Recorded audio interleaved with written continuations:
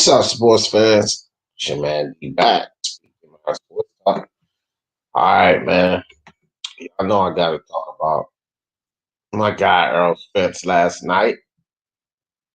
Had this spectacular performance against one Danny Garcia. Everything this fight means, as far as the questions that many of us had about Errol Spence, and I know I had questions about him. Pretty sure, you guys had some questions about him. Some people saying that no excuse for the accident and all this. Well, Errol Spence came out last night and showed that there was no excuse needed for that accident. So that's really irrelevant now.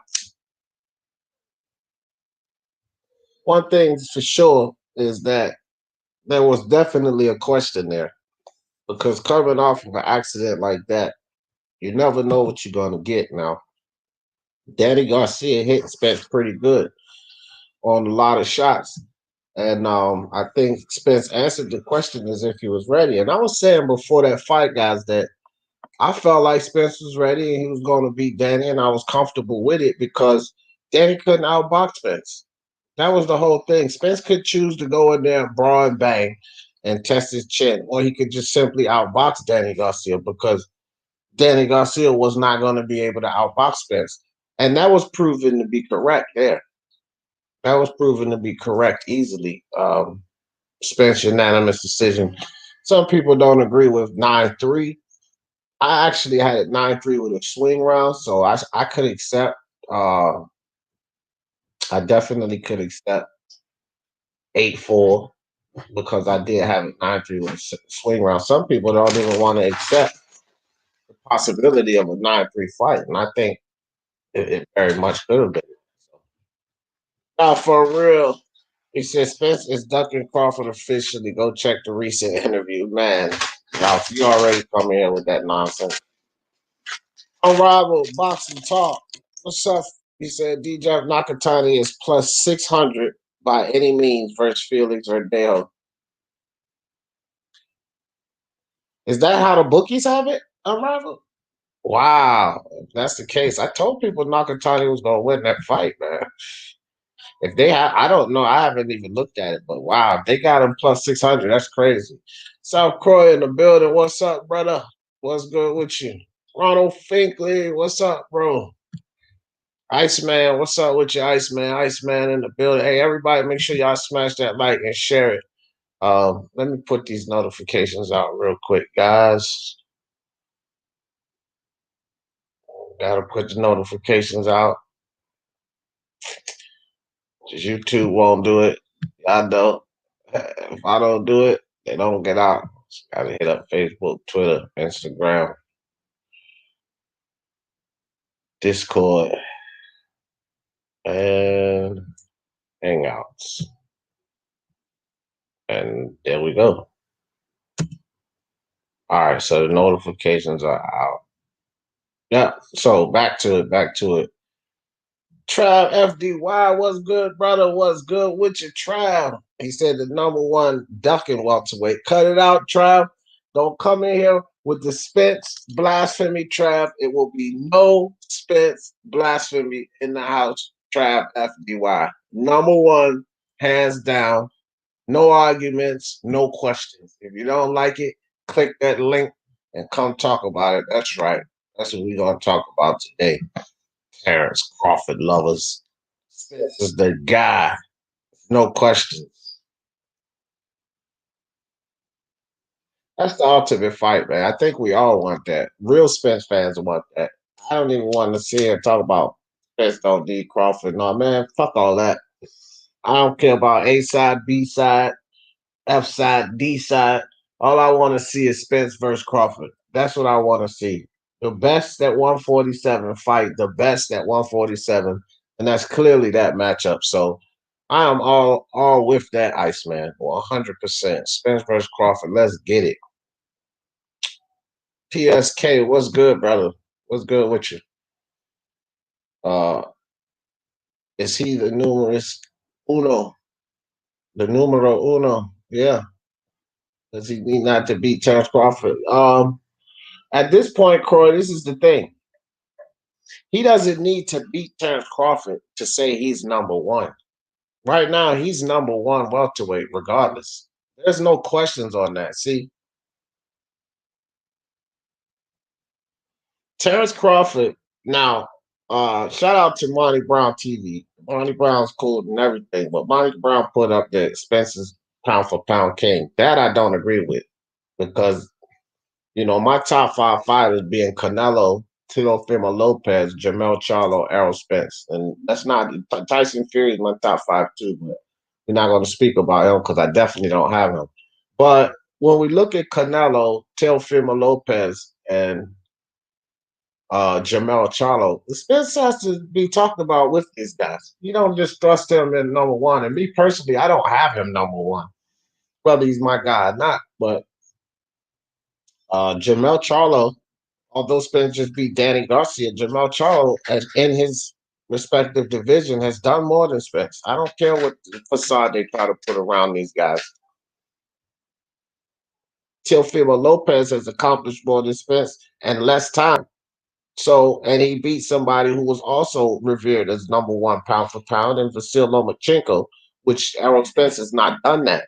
So, we got to talk about what's up, Monty. We got to talk about Teofimo. Canelo. A lot of people don't give Canelo respect, and that's just an argument that's going to exist.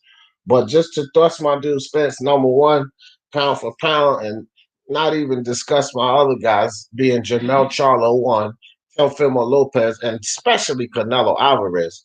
Nah, I can't get along with that. But Monty Brown, what's up with you? I only mentioned you because I seen you in the chat, fam. And I'm gonna pull up on you about that number one shit. Monty said 10-2. Errol Spence. Hey, Monty, I ain't gonna argue with that. I gave Danny 3 rounds, but I had it 3 rounds, Monty, in a swing round, which I was comfortable, and it was 9-3 Errol Spence. 10-2. I'm not gonna argue with that, fam. One thing for sure, two things for certain, Monty. Errol Spence beat Danny Garcia comfortably. And he beat him better than Keith Thurman. He beat him better than Sean Porter. Period. I don't care what anybody says. And I can't wait to talk to DSFG. Because I know this fool, if he got this fight as a robbery, that dude is he's completely delusional anyway. But Daddy don't got long arms. He couldn't effectively keep those balls on Errol. Man, why you didn't know that before the fight, Ron? You thought Danny was going to win that thing now. Yeah, the bookies have it that way. Wow. See, Mark, I had it that way before the bookies, right? I already said, man, people getting all hyped up and punch drunk over there already with this Felix Verdejo hype, just like he was on this Danny Garcia hype. None of these welterweights are head and shoulders above the other ones, whatever, man. You can't put Danny Garcia in that conversation. And Felix Verdejo, he's going to get beaten by Nakatani. And I said this before the bookies came out with these odds, man. Just look at these fighters, bro. Let's cut out all of this hype and this nonsense. Cal, what's good with you, fam? What's good? Drake Spector in the building. What's up, Drake? Yeah, man. Let me see. Drop the link in the chat again, just in case any of y'all want to jump up here. Up, Croy, Toby hollering out. Don Ramon in the building. What's up, Don? What's good with you, fam? Ronald Finkley says Terence Crawford got reached, though. No excuses if they fight for me. No, Terence Crawford got a lot more to bring to the table than fucking Danny Garcia. Believe that shit. It's going to be a much more difficult battle. Not going to be no clean, easy victory Spence over Terence Crawford. It's going to be a hard-fought battle. I will not accept any opponent for Spence or Crawford other than each other. Hey, I feel that, Camacho. I'm not mad at that, bro. I mean, I would accept Pacquiao. Okay, Camacho jumping on the panel.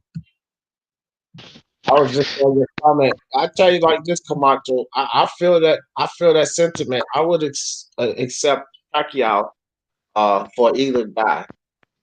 You know what, D. Jeff? Yesterday was a sad day as we saw the birth of JFL 38-1. I I was listening to JFL's commentary and I was ready to ride with him. I was like, Danny Garcia got robbed. Fuck this. I was ready to ride with him just for the fuck of it. But he actually accepted the defeat. And now JFL's 38-1, man. He bent the knee. Damn. Yeah, Damn, what a yeah. sad day. Well, now that Fugazi ass debate we had on our Hefe's channel, that's certainly a body now. Because remember, he even said it. Well, when whoever comes out victorious in that fight definitely puts a body bag on this. So now that's two L's he can't deny.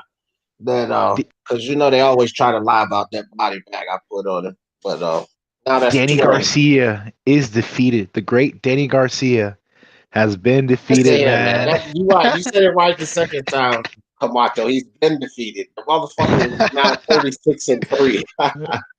Oh my gosh, don't make me laugh. My damn stomach. But look, I tell you this, man. I like that. Danny Garcia and DFL took it on the chin like grown ass men. You know what I mean? They didn't make no excuses about this one. But you couldn't make excuses about this fight, man. This was a one-sided fight. Errol Spence controlled the pace of the fight. We know Danny can't fight off the back foot. And Danny Garcia, to his credit, and people gonna try to dump on Danny, but to his credit, he fought better in this fight than he has in a lot of fights, man. Ridiculous performance he put on for us versus Ivan Redkach. If that guy would have come in here, he probably would have gotten stopped by Spence. He's strictly a one-dimensional fighter. He's nothing more than a counterpuncher. A real good one, a real good one, a real clever one, a real patient one. But sometimes he's a little too patient, if you know what I mean. Like do something, motherfucker. Like initiate something. And he just wouldn't do it. Just always waiting for that punch, being super slow. Something about him being super slow, his fans being super. No, I'm kidding. I'm kidding. But man, I don't know. And Angel Garcia was like, "Come on, man, come on, this is our chance. Come on, get him out of here." But he just wouldn't listen. So Yeah. Timmy Neal, was good. Yeah, I know, man. But and see, the thing is this, and is what I was saying. My only thing was everything in that fight was predicated on Spence's chin. And a lot of people didn't like to hear that, but that was just the simple truth. Because you take the car accident and the chin away, you gotta be out of your fucking mind to think that Danny Garcia could beat Errol Spence. The only anomaly in that situation was the chin. That was it, fam. In my opinion, that was the only anomaly in that situation was Errol Spence's chin. And so when you remove that, and Danny started to catch him, and we seen Danny land the counter right and land the straight right, landed the overhand right. And Spence responded well to that. He hurt Spence when he hit him with that solar plexus shot more than he hurt him with anything else. He hit Spence, I think it was the 10th round. He hit Spence in the solar plexus, that body shot. That hurt Spence more than anything else Danny did. here's the problem with Danny Garcia. He catches you with a counter shot, and your guy's hurt. But instead of going at him and going for a flurry, he just waits for another counter shot.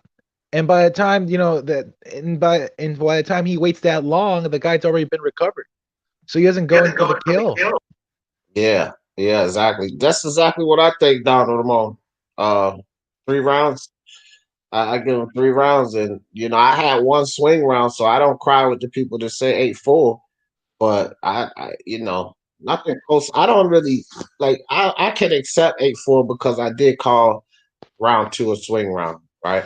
So I called that one a swing round, so I can accept 8-4 because I had it 9-3. But I think it was 9-3 easy because I gave it to Spence. I gave that But round. to his credit, though, I think Danny landed the more impactful punches.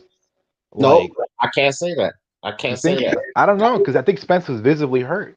And so was Danny too, though. Danny was hurt more than once. And see, here's the thing. Here's the thing. Danny Garcia, when he landed some good punches, but we still have to keep in mind this is Spence off of this accident and the layoff. And he's going to have some rest. His timing was off. Spence's timing was totally off. I'm not going to Yeah, ignore the fact that his timing wasn't off. Spence's timing was totally off in that fight, and you could visibly see it. So there was definitely some rust points, but Danny, we're gonna act like Danny's not gonna land on Spence. Spence has never been a defensive guru. He's been there to be hit. So we should have known that Danny was going to hit him. To me, the question was, and a lot of people were saying, I don't know about Spence's chin with Danny's power. That was the question. Spence's chin with Danny's power. Well, the question has been answered. Shout out to Marty Brown. He's in the chat real quick, guys.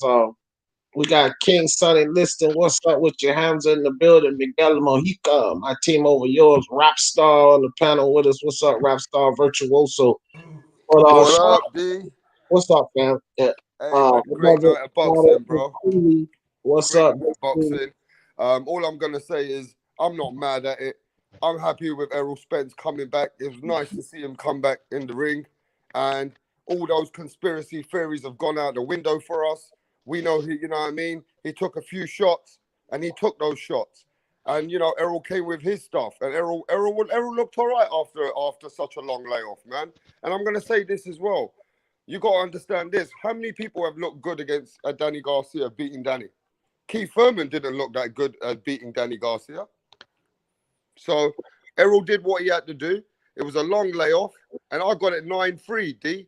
But at the end of the day, man, all those conspiracy theories and all these things about Errol not being the same, that's gone out the window. And I only reckon Errol's going to get better with the next fight by just being in the ring, being active, and just, you know what I mean, feeling himself again. It's just a matter of time. I don't think that Errol Spence is the same. Memo Castro, what's good with you, fam? I don't think Errol Spence is the same. I think Errol Spence is better. Really? Yeah, he looked better. Holy shit. Like, I mean, let's be honest about it. This dude ain't the same. Nope. If somebody says, "Oh, Errol Spence is the same," he's back. No, he's not the same. He's back, but he's better. To me, he's better. I seen things that really just gave me resemblance of a guy being out of the ring, having to shake some things off. But here's something that I want everyone to think about. Before I do that, let me read these two comments I was interested in. My team over yours says Crawford has reach, switch hitting stances, boxing IQ, but is definitely Spence's greatest challenge. I agree with that totally. My team over yours. It doesn't matter. It says Crawford versus Porter, Spence versus Pat, winner meet up at the end. That's not a bad setup, but I would like to see Crawford versus Porter. D Jeff, I want to talk about, before I leave, I want to talk about the biggest blunder of the night, which was the fact that Terence Crawford was in the audience. He was looking fly. He had his suit. And I was like, holy shit, the PBC commentary were acknowledging him in the audience. They had him up there and everything. And I was like, this is it. This is it, man. They're going to do it. He's going to call him out. Yeah, and I was he was going to come. I was at the edge of my seat. Let him cook. I was at the edge of my seat. You even saw Terence Crawford like explain people, the fight and shit. And I was like, holy shit, this is it. This is it. It's gonna be like a Tyson Fury, Deontay Wilder moment. And they asked Spence, what do you think about Crawford? He's like, I don't care, man. Talk to Al Heyman. I'm gonna go do Christmas. And I was like, what the fuck, man? No, look. Let me speak on this because I'm definitely here to slam this narrative that's going to start. They asked Spence about it, and I watched it in a couple of different interviews. And they asked him about it, and in this particular interview that they showed on Fight Hype, which was a couple of minutes, when you watch the entirety of the whole interview, yes, they asked Spence about Crawford. He said, "Look, man, I'm not thinking about Terence Crawford right now." He was talking about how he was training. He was trying to get back. He's going to take a couple of weeks off and get back in the gym, a couple of weeks and get back in the gym. But later in that same interview with the same interviewer, he was asked about Canelo, and he gave the exact same answer.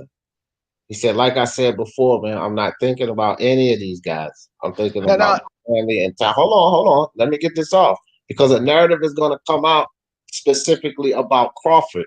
But if we watch and pay attention to the interview in entirety, he said the same thing about everyone. There was no particular guy. He's not thinking about who the next opponent is. He said, talk to the guys, basically the managers. People know what they got to do. We can hear this man's down and all of this bullshit. We know who they got to talk to at the end of the day. Now, I'm not trying to push a narrative, and I'm not saying it's necessarily Spence's fault, but I just wanted to see something. Like, and I also blame it on Crawford. Like, he should have ordered like a big gulp and just throw the drink at fucking Spence or something, or just try to get in the ring or something, man. Something. But Yeah, we got well, I nothing. think Crawford did enough by showing up to the fight. I would have liked him to be vocal at some point in that fight. Say, all right, well, you got through this test. No more excuses. Let's get it done. I would have liked to hear something like that.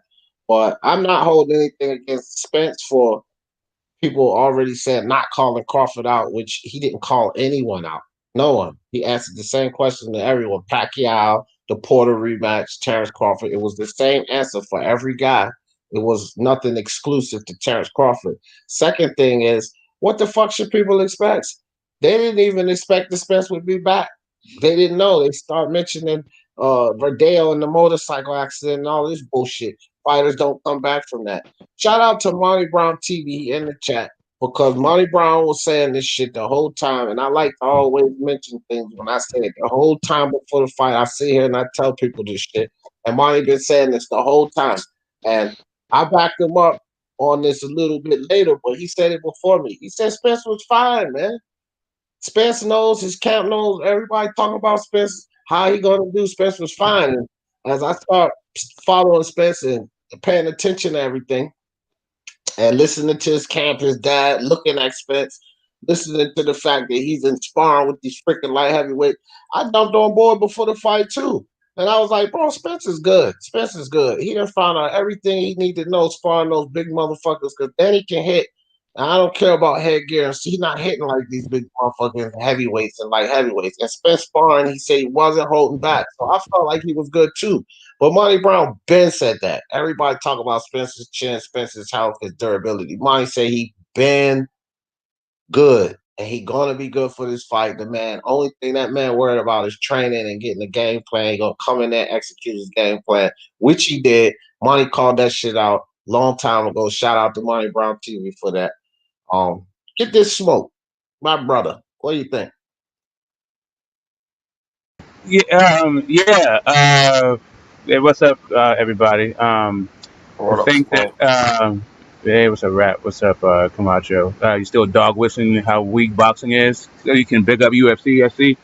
Um, but yeah, let's for as far as ESG being the same fighter, I don't think he's the same fighter. I saw him do something last night that like I have mixed. I'm ambivalent about. There's a point in the fight where I think if he pressed the gas, he could have probably got Daniel. He could have probably got Danny out of there, but he probably could have hurt himself also.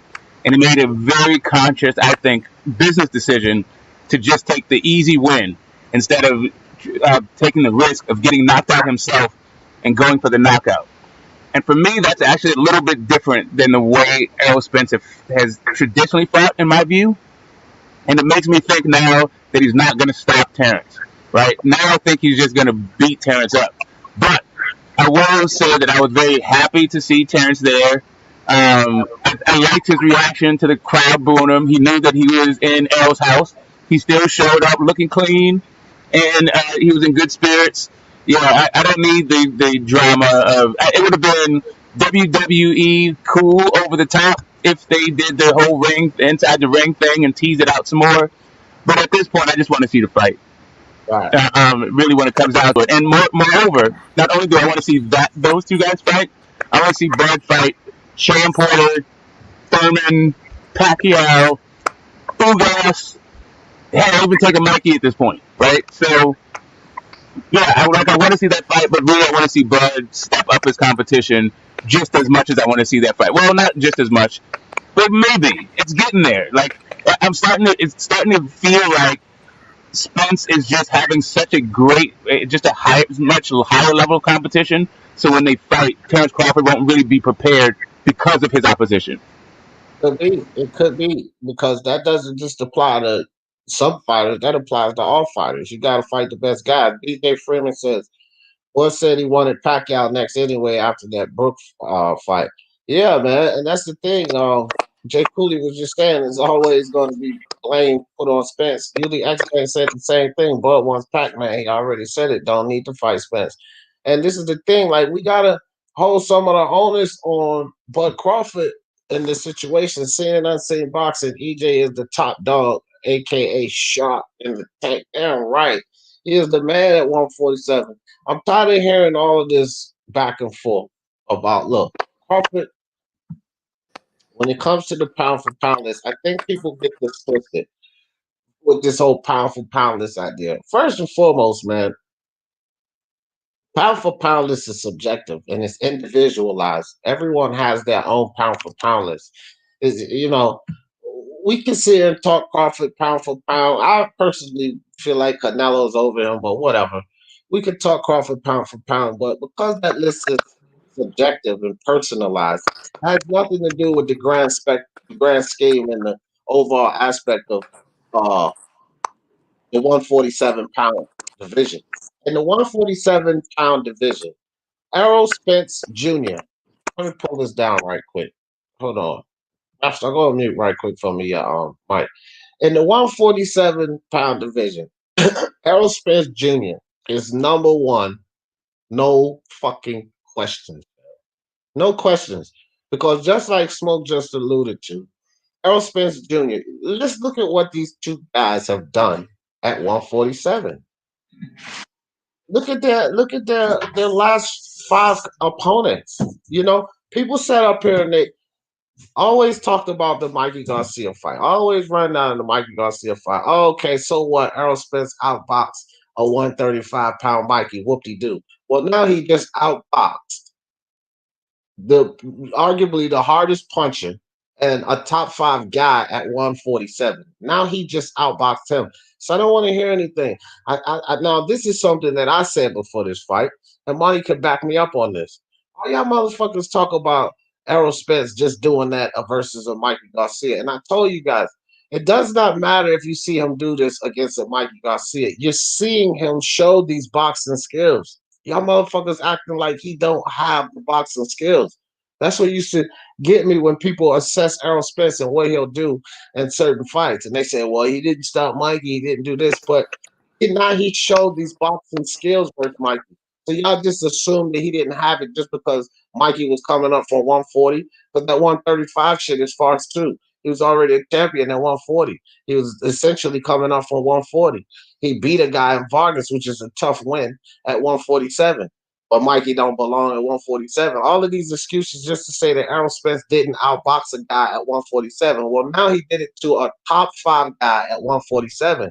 And this is what I was telling people before. Y'all think Spence can't box? He showed you against Lamar Peterson. He showed you in other fights. It's just those guys. What did Spence just say last night? He just said it himself. It's more fun for him to just get in there and bang it out with guys. He said boxing is, he can outbox guys, but it's boring to him. He'd rather get in there and fucking fight. That's just what he'd rather do. And all of these guys like the Chris Algieri's, the Barreras, the Leonard Bundles, and LaGrecos and Van Heerden and these guys, they didn't pull that out of Spence. He didn't have to box. He didn't have to use head movement, lateral movement. All he had to do was come in there and beat these guys up.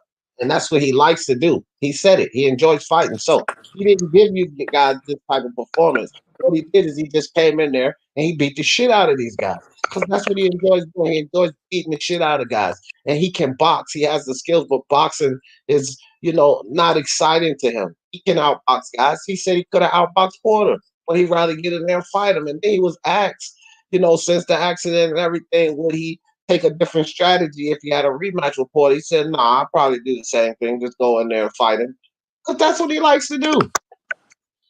I mean, at the end of the day, though, we can see that Errol can adapt. And you got to give Errol credibility that he doesn't need to be in a dogfight all the time. He can make the fight smart and he can make it better towards his advantage. But what I will say, though, is Errol Spence going to go up in the pound-for-pound rankings with this win? Yes. Well, I was just talking about that earlier, but my dude Bonnie in the chat, I think he jumping them too much. Bonnie got it. David, where have you got him, D? What's up, David? No. Monty said number one, so I No, can't no, go no, number one shit. But no. I do Fuck that. think he gets to move up. But my question is this: does he move past Jermell Charlo? Because That's the question. I have Jermell Charlo on my pound for pound top 10, and I have him over Errol Spence. Now, I do believe Errol Spence needs to get bumped up, but Jamel Charlo's last fight was for three belt unification versus a champion. Regardless of where you hold Rosado or whatever, he was a champion. He just validated himself by beating up one J Rock, right? So he went there and he won his championship. And that's what Jamel Charlo just did. Now he has three belts unified, and he's in lieu of going four belt undisputed at 154. He's in positioning for that, where Errol Spence is in positioning with a bunch of fuckery concerning four belt undisputed, right? And when we look at the level of opponents, Jamel Charlo's beating valid level of opponents at 154, such as Spence, right? So, I mean, Jamel took his belt from a champion in Tony Harrison, who won his belt, right, off of beating the champion in Jamel Charlo. So that was a valid champion. Then and he unified three belts, become a two-time champion, unifies three belts versus another champion, right? This is Jamel Charlo. So does Errol Spence, yes, he beat Danny Garcia. Yes, it was impressive to do this off of an accident, but he caused the accident. Him Mm. getting drunk has not a goddamn thing to do with the pound for pound list. I'm just calling it straight here. He caused that situation of himself being and coming off of an injury and a layoff and all of that. So I'm not applying that to the fact that he beat Danny Garcia off the injury. To me, he just beat Danny Garcia at 147, a valid 147 title defense. But Jamel Charlo unified three belts in his last fight at 154. Can we justify putting Errol Spence over Jamel Charlo? That is the first guy that I can't let Spence get number one for. Can we even justify putting him over Jamel Charlo? What do you Let me think? ask you this then to justify it. Well, answer the Jamal, question and then ask one. You can't ask me a question with a question.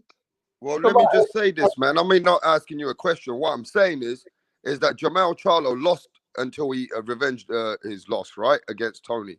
Errol hasn't lost. Errol ain't lost to nobody. He didn't need to revenge any loss. So, does by Jamal Charlo losing and Errol hasn't lost, does that help Errol's credibility with you on the pound for pound rankings? Well, losses are in my criteria, but they don't hold as much weight. I Because just I'm want to know not. how you do your pound for So I'm pound just because saying the losses. losses are your win loss ratio. I have a win loss ratio. Okay, so if a guy is 2-0 or 28-0, whatever, then his win loss ratio is basically 100%, right? Because he hasn't lost anything. So that's where Errol Spence stands. His win loss ratio is 100%, but Jermell Charles is in the high 90s. So how much weight does it really hold based on my criteria? Because I don't put win or a loss, he got a loss. No, I do a win loss ratio. That's how I account for wins and losses. So I'll do a win loss ratio. You'll come up with a percentage. And I'm going to tell you like this 100% high 99s. When we were in school, they're both A pluses, right? Right or wrong. They're both A pluses. So it holds some weight to me, but it doesn't hold much weight. It's because who he lost to and the fact that he came back, avenged that loss, and become a two-time champion. So it's a pro and a con in that whole trip with Tony Harris. So you're having a very hard time by replacing Jamal Charlo with Errol right now. No, I'm not. I'm not having a hard time. Me Mm. personally, I'm not doing it. I'm not battling with it. I'm saying that Mm. he doesn't deserve to go over Jamel. I'm It's not pretty battling difficult. It's not difficult. based on my criteria. That's why I said it's subjective and individualized. Everyone has their own list and their own criteria for a reason. So based on my criteria, though, L holds but so much weight. It's a ratio. A lot of people put a lot of weight. Well, he took a loss. He got to be bumped down because they put a lot of weight on taking a loss. I don't put as much weight on taking a loss. That's a new age fucking ideal, in my opinion, anyway. A new age way of thinking about boxing. The old must not go, putting so much weight on this loss. I look at all of the greats and they have losses. So I don't put so much weight on a loss depending on who you lost to and how you lost. And Jamel Charlo's situation, his loss was a stepping stone, if you will, a learning experience and something to gain from to make him better. And it most certainly did. And he became a two-time champion and then went on to unify three belts. That to me is a story. That's a testament to what it takes to become a better boxer.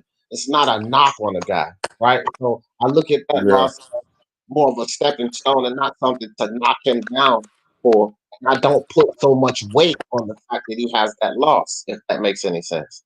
No, I get you. I mean, a lot of people look at it differently these days. But I want to ask you this: have you got Usyk, Inoue, and Canelo ahead of Jamal and Errol? I had them, but I have to readjust my list now. I Okay. definitely have to readjust my list because I have not readjusted my list since the Tank Davis Leo Santa Cruz fight. So I have to take Leo Santa Cruz out of the top 10. You know what I mean? I have to make some moves and switches. Have Derek you got Chisora, Fimo ahead of Errol? Have you got Fimo ahead of Errol? I do. Okay, so now you got to make the list again then soon. Well, see, look, and I still have to readjust it because of the Usyk. I'm going to have to knock him down because look, whose win was more impressive, Usyk or Errol Spence? Because neither guy that they fought was a champion. Usyk's not a champion himself. He has challenged himself in the heavyweight division. But if we're going to be honest about it, Errol Spence had a better win over Danny Garcia than Derek Chisora had over. Then Usyk had over Chisora. Not only that, Danny Garcia was ranked higher in his division, much higher than Derek Chisora is ranked in the heavyweight division. Derek Chisora is not top five in the heavyweight division. So I'm going to have to readjust that list, man. Usyk can't stay hovering up there because if I allow you, I pulled Terence Crawford down on my list, right? Now remember, this is all based on criteria. Terence Crawford, we got to go back 2 or 3 years. What has he been doing with Alexander Usyk? The same question is going to start to loom. He stayed out for almost a year due to injury, but for 2 or 3 years, you got Chaz Witherspoon and you got fucking Derek Chisora. I can't let you keep staying up there on the pound for pound list based on your glory at cruiserweight. You're gonna have to start doing it at heavyweight. Just the same with Crawford. I can't allow you to hover on pound for pound list based on your glory at 140. Right? You got to start doing it at welterweight, and you're not doing it at welterweight. Usyk is not doing it at heavyweight, so they have to come down based on my criteria. So and then Leo Santa Cruz has to come out. So I have some changes to make with Naoya Inoue. He just beat a valid opponent in Maloney, Yeah. and so he's still on the up and up. I don't have any complaints about Naoya Inoue. He's had a successful, very impressive and successful title defense that ended in stoppage, which is absolutely impressive for Naoya Inoue. So I might still have him. I probably do still have him over Jamel and Errol, and even Fimo. But I still have to do some adjustments because Terence Crawford is my number one pound for pound. Not, but I mean, Oh, Terence I Crawford just, ahead I of just want to. Canelo? Is Terence Crawford ahead of Canelo? Right. No. I just misspoke. I said Canelo Alvarez is my number one over Terence Crawford. Okay, so Canelo, Terence, and Dennis No, I Inoue. don't have Terence number two, bro. I didn't even have him before I readjusted the list. I have Oh, okay, Inoue okay. number two actually. Man down, man. If I could, if I can just jump in on the number of champions argument when it comes to assessing these pound for pound guys, can we agree that if you are coming from a lower weight class, it is likely that it'll be easier for you to move up multiple weights and also fight multiple champions. Yeah, True, very if true. you start way low, yeah, it is. It's a less of a Right, and that's the thing. Didn't Monster start way low? Right, That's like right. but see, his three divisions are about 12 pounds, right? yeah, but Smoke in that argument, so does everyone. So I don't, One I know, pound for I pound. get it, I to get me, it. That's why Smoke, to me Smoke, Smoke, yeah, Smoke, before you go down that rabbit hole, because I really don't, because that's going to open up a can of worms, and I don't want to go down that rabbit hole. I get what you're saying, but that's why it's based on criteria, and just like I explained about the L criteria, with that what you're saying, I just chalk that up as to it balances out because everyone does it. Terence Crawford, look how low he started. He even admitted that him and Mikey was beat down there, and then Lomachenko started fucking Canelo Alvarez just beat Sergey Kovalev at 175. He started off at welterweight. So Yeah, that type of We thing can't just hear you. evens out. It evens right. So really, the thing that I was trying to point out was I think that there seems to be a relationship between level of opponent and moving up divisions and fighting champions, right? And I feel like that's a little bit tricky. Like that's actually that's not a one-to-one relationship. Just because you're a champion and just because you move up does not equal fighting the same level of competition as somebody else.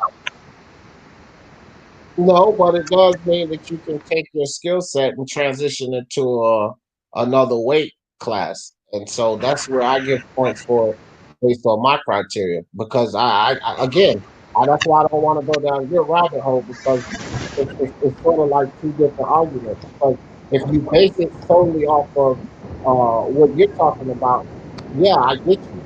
But then there's other factors that's involved in that, which is what I base it off of moving up, fighting bigger guys, and challenging yourself, your power, your skill set, transitioning at a different level. I'm looking at it as that.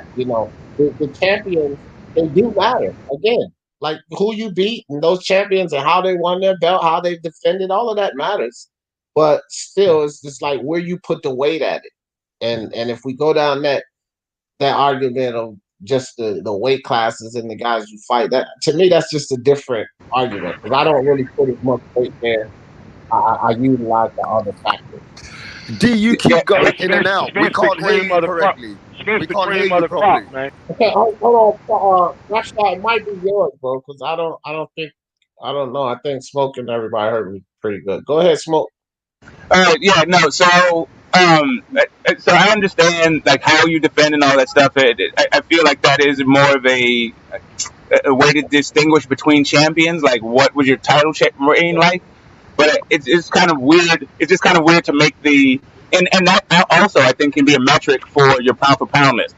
I just think it's a weird correlation between level of competition, right? I don't think that speaks to your level of competition the fact that you moved up and fought a champion because there's a lot of weak champions, right? I, And especially like there's a lot of belts, there's a lot of weak champions. If you move up, your opportunities to fight champions are more. If you actually are moving through weight classes, so like that, to me it just seems a little bit weird. But I would just top this off to say that Errol Spence is in my top 5 pound for pound. He is above a monster in a way. Who he's not above is Crawford and Canelo. But that is because I have skills as my primary criteria, not the in-ring accomplishment. Like who you fight, your level of competition that you prove your skills against is part of my criteria. But how you define that, how you describe that level of competition, I think is where there's a disconnect between me and some other people who may just be going like he moved up a bunch of weights and fought a bunch of champs. yeah, well, I don't look at it as moving up a bunch because when we look at champions, even the weaker champions, they're still better than most of the guys in that division. Period. Like so, we look at Billy Joe Saunders and I guess Callum Smith. So I think, or let's say Caleb Plant. Let's just choose Caleb Plant and Billy Joe Saunders. They may be weaker than Callum and Canelo at 168, but at the same time, they're better than most of the other guys. That's So true.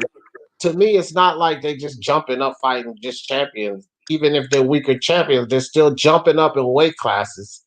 They're transitioning skill set, weight, and all of that, right?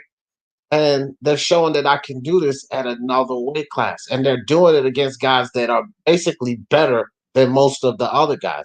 Although they may be the weaker champions, but they're still basically better than most of the other guys. But is that true? Like, it's to say at 154 is better than. Smoke, Is he better than? But smoke.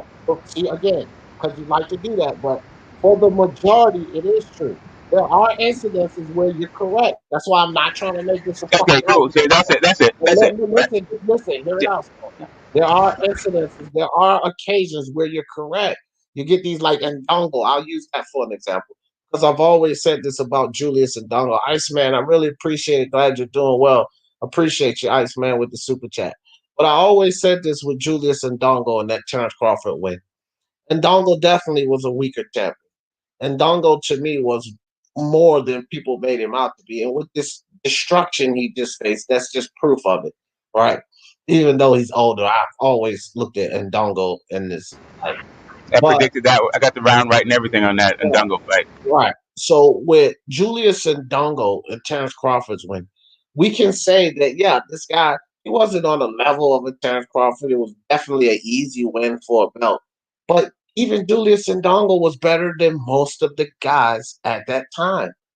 Even he was. And that's what I'm saying. When you look at the weight class, if they're better than most of the guys in that weight class, that's where I give the validity at, you know, because they're better than most of the guys. You have these obscure situations such as a Miguel Flores where he's not better than most of the guys.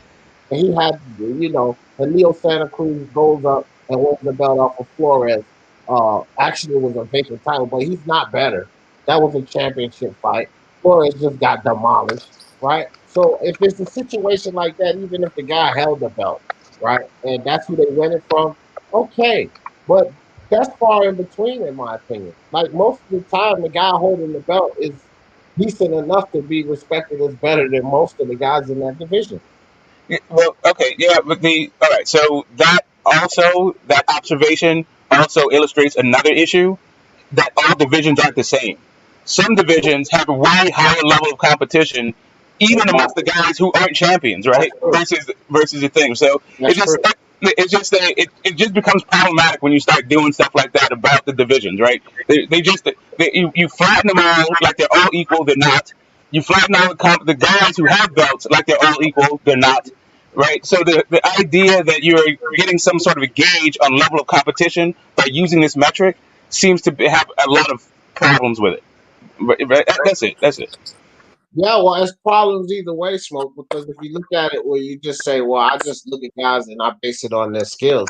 Well, the skills is based just solely on one perspective, on your eyes and where you assess that guy and his skills. And there could be a lot of flaws in that too. So Definitely.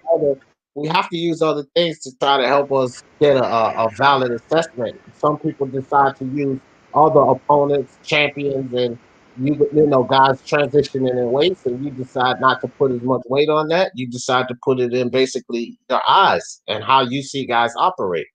That's basically what Yeah. you're telling me. Yeah. I mean, Hold on, yeah, Smoke. So yeah, that yeah. means there's going to be flaws either way because you're basing it off of one perspective, yours. Well, yeah. Well, it's not the only thing, but yeah, I do put a lot of weight into that, into the subjective, and that assume that everybody has the same understanding and is seeing the same thing. So yeah, there's going to be a bunch of disagreement along those lines. But I think that's what the pound for pound list is about anyway. It's about being subjective and talking about what you see in a fighter versus like making it this objective thing that everybody can agree to. Yeah. Well, yeah, it's never going to be total agreement with this pound for pound situation. I, I mean, I think we all can attest to that. I just don't look. Spence is my guy, but I can't put him number one.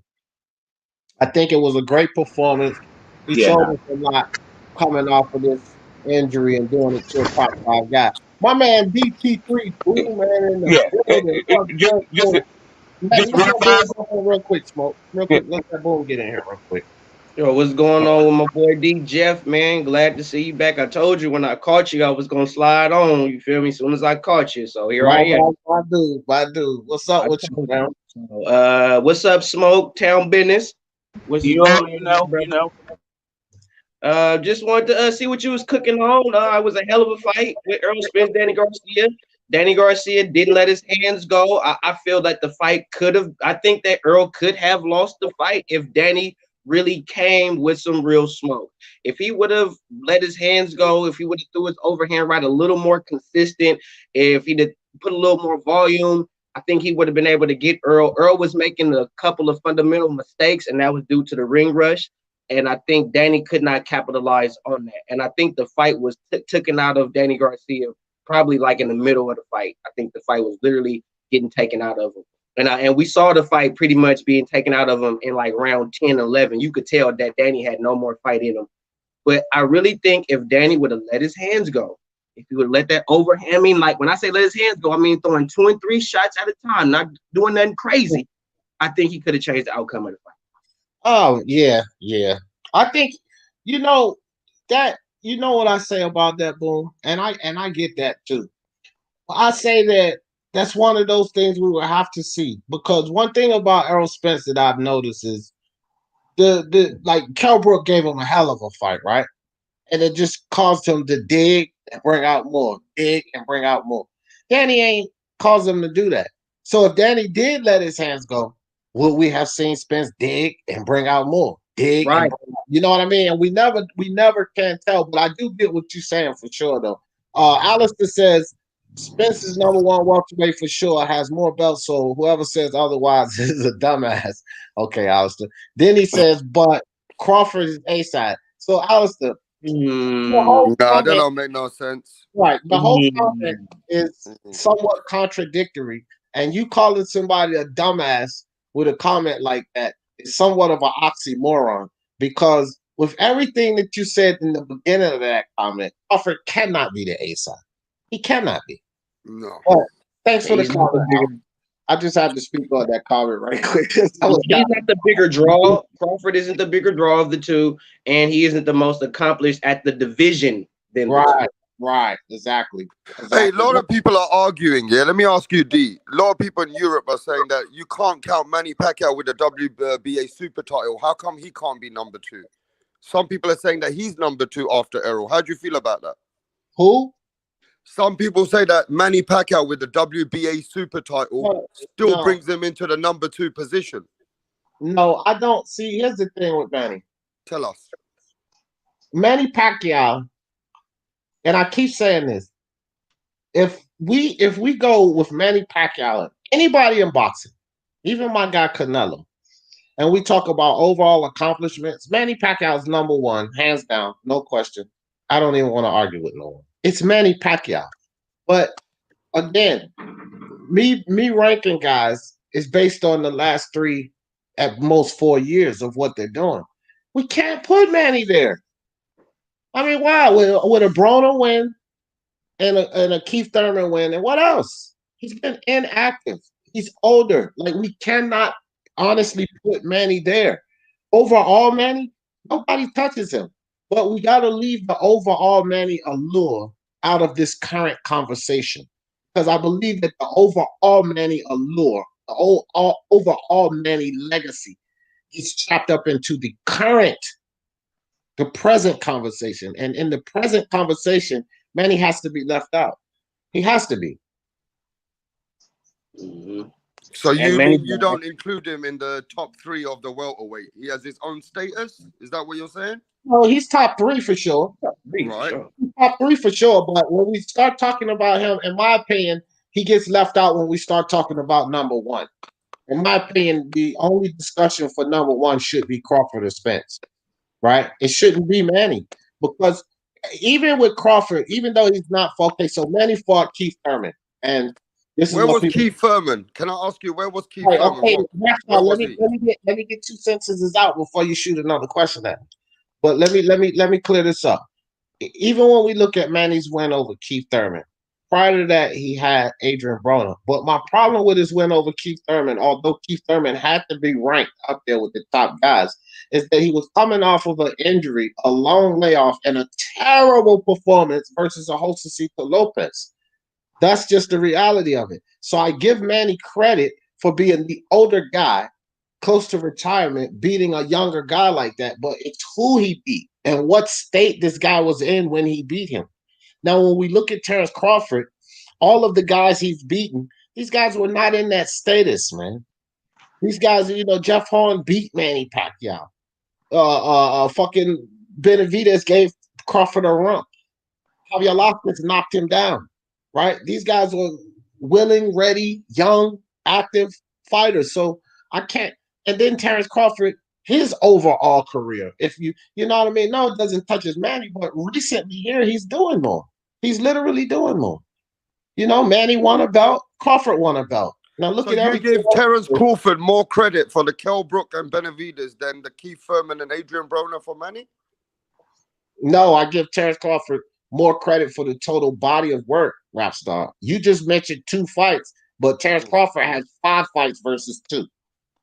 That's the I mean, reality. I got to look at who did Manny fight before Broner. I forgot. He lost. Okay. He fought a shot Lucas Matisse after the Horn fight. Yeah, he fought. Yeah, I just want to say that he fought Jeff Horn, Matisse, Broner, Thurman. That's the only 4 times he's pretty much. So what? Who did Terence fight? Terence fought Amir Khan. He fought Horn, Benavidez, Khan, Kavialaskas, and then Brook. And so what I'm saying is I cannot give a Broner who's undisciplined and who's a fucking complete idiot a shot Lucas Matisse and a Keith Thurman. But Keith Thurman definitely does something for something. No, because he was shot up too, Rapstar. Although Keith Thurman, look, I have to give him the respect of being ranked because he was a champion. This is what I'm saying. So we have to give him that respect. But this was not Keith one-time Thurman. Listen, I picked Manny Pacquiao before the fucking bookies. Boone remembers this shit. Before the bookies even changed the fucking odds, Rapstar, I went on Corey Lee Boxing when they first mentioned. I said Pacquiao gonna win that fight.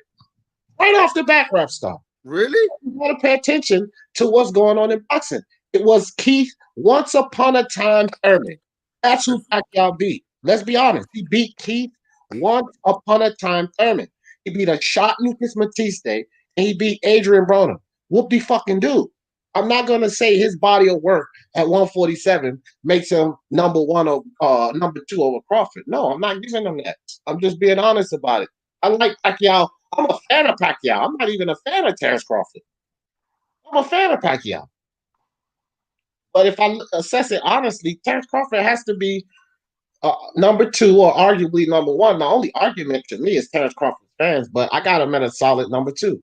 And also, who is Manny Pacquiao's next opponent finna be like for show? We don't even know. First they were saying Mikey Garcia for a minute, and then they saying Terence and Errol. Like, we don't even have a possible opponent for Manny Pacquiao. What, in the past like few months to a year, pretty much. Yeah, Manny Pacquiao is a cash cow right now. Yeah, Manny Pacquiao is a cash cow and an active, walking, fighting legend.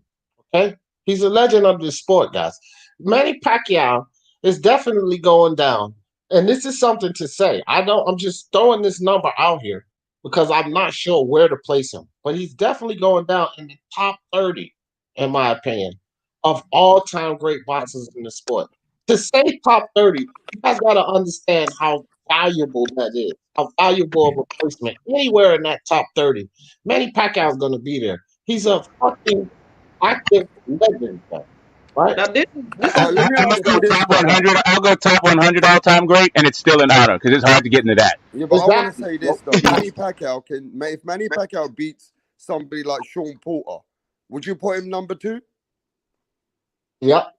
Exactly. So Manny Pacquiao's still in the mix, man. And I reckon, even though D said that he ain't giving that much credit for the Keith Thurman fight, I think Keith Thurman he's not a shot fighter. I think Keith Thurman will prove to everybody in his next fight that he still belongs there. Just had one. I think Keith Thurman had one bad fight, and he had a long layoff against Josito Lopez. And people shit on Keith Thurman for that fight. It's not about shit. Look, I don't shit on nobody. I just come with true, honest assessment. Yeah. Keith Thurman is a shot fucking fighter. He's been shot 10 times, so matter of fact. That motherfucker shot up, man. He shot. Listen. No, Kell Brook's a shot fighter. Keith Thurman's not a shot fighter. Kell Brook. Let me cook. You already say you don't think he's shot. I'm getting ready to tell you why I believe he's shot. Okay? Listen, Keith Thurman cannot stay healthy, fam. One thing about athletics, it doesn't matter what one you choose. I'm talking about athletic impact sport. Football, basketball is very fucking physical. Soccer, MMA. But when you talk about these impact sports, rugby, when you're shot, you're fucking shot, fam. When your body starts breaking down, When your body can't stand up to the physicality of the competition, you're shot. That's what Keith Thurman is, fam. It's not his skill set. It's not what he brings to the table. His body is done. He is shot. That's why I call him Keith Once Upon a Time Thurman. Cannot have a fight without getting injured, man. What do you guys think? If he can't have a fight without getting injured, this is what this means. He's going to have a fight. He's going to get injured. He's going to have an extended period of rest because he has to heal up. He's older, so those joints and those bones and those ailments don't heal as quick as they did when you were in your 20s. This is what this means for Keith Turner. He's going to break down slowly, take longer to heal up, and therefore be inactive. He is shot, fam. He's Keith Once Upon a Time Thurman. So are And you I'm putting not him as a quick on it. gatekeeper? Are you putting Keith Thurman as a gatekeeper? No, I won't. I won't drop him there yet. I still will say that he's Exactly. a contender. I will still put him in the realm of a contender. I Yeah, will. For adaptability sure. is availability, right? Right. Yeah, exactly, Smoke. Exactly. So I can't shit on him like that. I will say Exactly. that he's a contender, but I'm not gonna say that he's a threat. See, I'll call him a contender, but I won't say he's a threat. I think that the threats are Manny Pacquiao's a threat. Keith Thurman's not a threat. Keith Thurman's a contender. How about that? So would you say that if Keith Thurman and Sean Porter fought now, you would favor Sean Porter? I would definitely favor Sean Porter. Their initial fight was too close, and I've seen since their fight, I've seen regression in Keith Thurman and progression in Sean Porter. Sean Porter's And better than he was back then. And the thing I want to say about what Sean Porter is, a lot of people don't like Sean Porter's style because they think that Sean Porter's style will limit the length of your career. And Exactly. Sean Porter is showing that he's able to use that brawl and maul style and have a prolonged career while using the style and still taking a good amount of damage in the process. Yeah, agreed, Boom. Oh, another thing I wanted to say is if Errol Spence is number one, who is the bigger draw, Errol Spence or Pacquiao? Pacquiao. Pacquiao's the bigger draw regardless. Errol Spence the number one guy, but Pacquiao, like I said, Pacquiao is the cash cow at 147. It's no A side with Pacquiao. Either you're even or you're B side. That's how it is with Pacquiao. Either you're even or you're B side. With Spence, they can make an argument for him to be even 50-50 fight with Crawford. I believe he's B side to Pacquiao. But if I've checked lately, Pacquiao hasn't been even with anybody. The only one who Pacquiao was a B side with was Mayweather. After that, he's been an A side. Yeah, that's what I'm saying. He shouldn't Yeah. be. He's never been even with anyone after that. He's the man. After that, he's the A side. And that's why I said there could be an argument on the Spence side for him to be even with Pacquiao, but it would just be an argument. I say Pacquiao with the cash cow, he's the A side to everybody. But look, let's let Jose Yepes jump in here. Jose just jumped on. What's up, Jose? What's happening? How's everybody doing? I'm glad you're back, D. Get Yeah, healthy man. soon. Jose, please don't make me laugh, fam, because it hurts when I laugh. It really does, man. The fucking stitches and shit down there where they cut me at, that shit hurts. All right, now I think everybody's right on. Spence is the number one at welterweight. Oh, that's huge. Pacquiao, That's huge. Hold on. I gotta cut you off. This is a monumental moment. I appreciate Jose Yepes. Jose is I'm not the one done. man. I know. I just had to say that you said that. That's big for Jose. Go ahead, Jose. Go ahead. So he's the number one welterweight. Pacquiao is the cash cow, and Terence Crawford is the best fighter. That's just how it is. I know it sounds crazy, but that's my opinion. You Spence is the number one because of who he fought. He has all those straps, or most of them. And Crawford, even though I don't agree with it, he hasn't fought the best competition at welterweight. So you can't put Crawford above Spence at welterweight. But overall, you could put him ahead of him, just not at the welterweight division. But that's cool. It was a good fight. The Spence did his thing. He dominated Danny. However, one thing I will say about the Pacquiao, he's not going to fight Spence. He's been gone for almost 2 years. he's not gonna come off a 2-year layoff and fight Spence. No, I don't think so either, He Jose. hasn't been But 3 years layoff. He's only been real laid off quick, for 13 So months. by the 13 yeah, time he's months. in the ring, it's gonna be about 2 years. Rap star Isn't in it yeah, yeah. 13 July. months? I thought In it was July, 13 months. No, no. By the time he gets in the ring, Rapstar, it'll be right at 2 years. But Jose, 2 years, I want right? Not 3 yeah, years. yeah, 2 years. 2 years. Look, Jose, I want to say this about what you just said. No, I agree. Like I'm not even gonna argue with nothing you said there. And it doesn't sound strange. Pacquiao's the cash cow. Spence is the number one guy, and Crawford's the best fighter. I It, will say, listen, if anybody to me, and everybody knows I'm a Spence guy. Me and Jose definitely knows I'm a Spence guy. If anybody says to me that Errol Spence is a better boxer than Terence Crawford, I would say no, I don't think so. Who wins that fight then? hey, Who wins listen, that fight? Now, now, it's not strange to me either because I've been saying the same thing for years. That Terence right, And who Crawford is wins my that number fight, one Smoke? guy. That Terence Crawford is my number one guy, pound for pound, and he cannot beat Errol Spence at 147. right, right. There you go, yep. folks. And see, so Rockstar, to answer your question, I'm in line with Smoke. If you ask me who's the better boxer, I'm going to say Terence Crawford. If you ask me who will win that fight, I'm going to say Errol Spence because as boxing has shown us, Teofimo Lopez, uh, Vasil Lomachenko. As boxing has shown us, the better boxer doesn't always win the fight. Vasil Lomachenko is a better boxer than Teofimo Lopez. I'm not going to sit up here and say Teofimo Lopez is a better boxer than Vasil Lomachenko. That's to me, that's being dishonest, and I don't particularly believe that.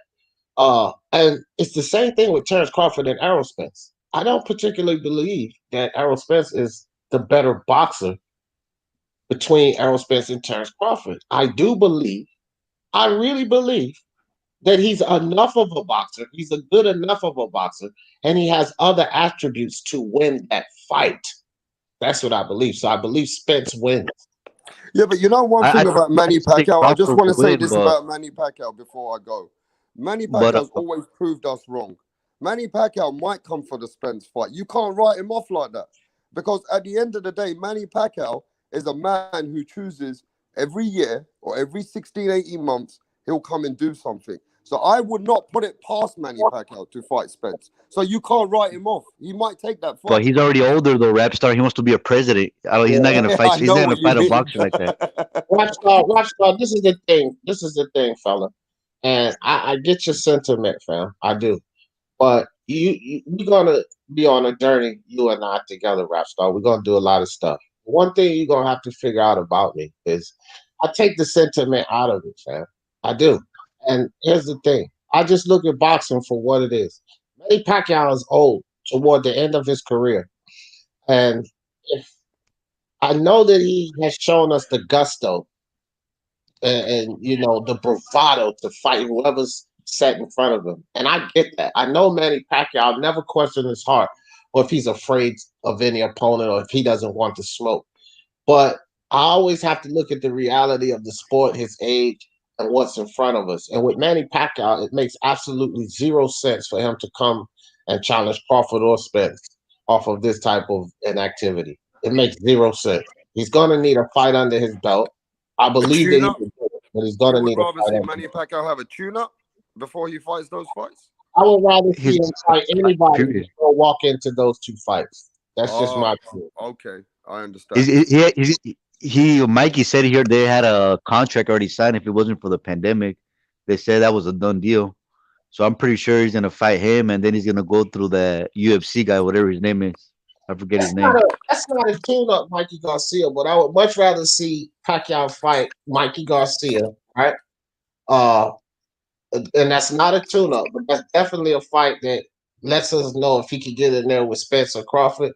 Yeah, and then as Jose said, while Spencer Crawford's fucking around doing whatever, man, he go make another 50, 60 million, fight the McGregor or Khabib, whichever one or whoever the fuck, fight one of those guys, and then come back and put the belt on the line. Why not?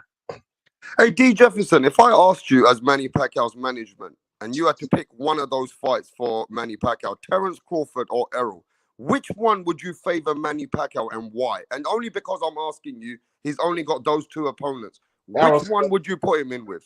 Errol Spence. Can I answer when you finish, D? Yeah, When I you want you answer to. that, I can I want you to answer answer after? I like. why he thinks Errol's the better I'm fighter from Manny. gonna tell you, Errol Spence. I'm gonna let Boom cook, and then I'm gonna circle back, Rapstar, and I'll give you my breakdown. But I say Errol Spence. Go ahead, Boom. If I was Manny's manager, I would tell him to fight Crawford. Oh wow, why? Tell us why. The reason why I would tell him to fight Crawford is because, and to go double back on what you guys were just talking about pertaining to Crawford and Spence, I think Crawford, in the sense, is the better fighter, but I just think Errol is the volume puncher. If the fight go 12 rounds, Errol wins every day of the week. Crawford has to knock out Errol Spence to beat him, or knock him down consistently to beat him.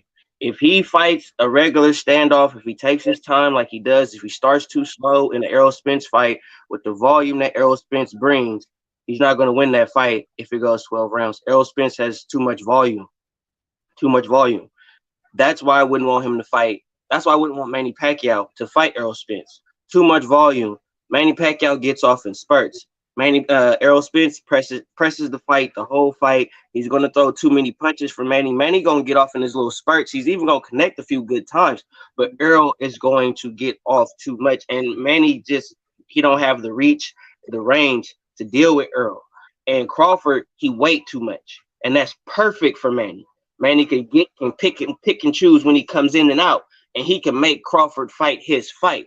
I see Manny having a better chance of beating Crawford than beating Spence because he can dictate the pace of a Crawford fight more than a Spence fight. Spence is too active, too active, too active. Go on, D. Tell me about you, and then we go to me. Go on, D. Well, Boom made some real good points. I will say, I can't even lie. He made some good points. But here's Has he got you changing your mind? no. Boone is a fighter, rap star. He's a fighter. So when he speaks about shit, I listen to him. That's what it is. So you'd be a fool not to listen to an active fighter. But anyway, um, here's the thing with my assessment. Crawford is his length. He's too long. The dude has a 74-inch reach, and Manny Pacquiao generally enjoys the speed over his opponents. Crawford's really fast.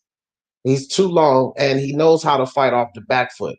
Manny finds a lot of success at shooting in there and pressuring guys, pushing them back, boom, scoring his points. Crawford knows how to fight off the back foot and punch your ass in between coming in with your punches, right? This is Crawford has a specialty at doing that.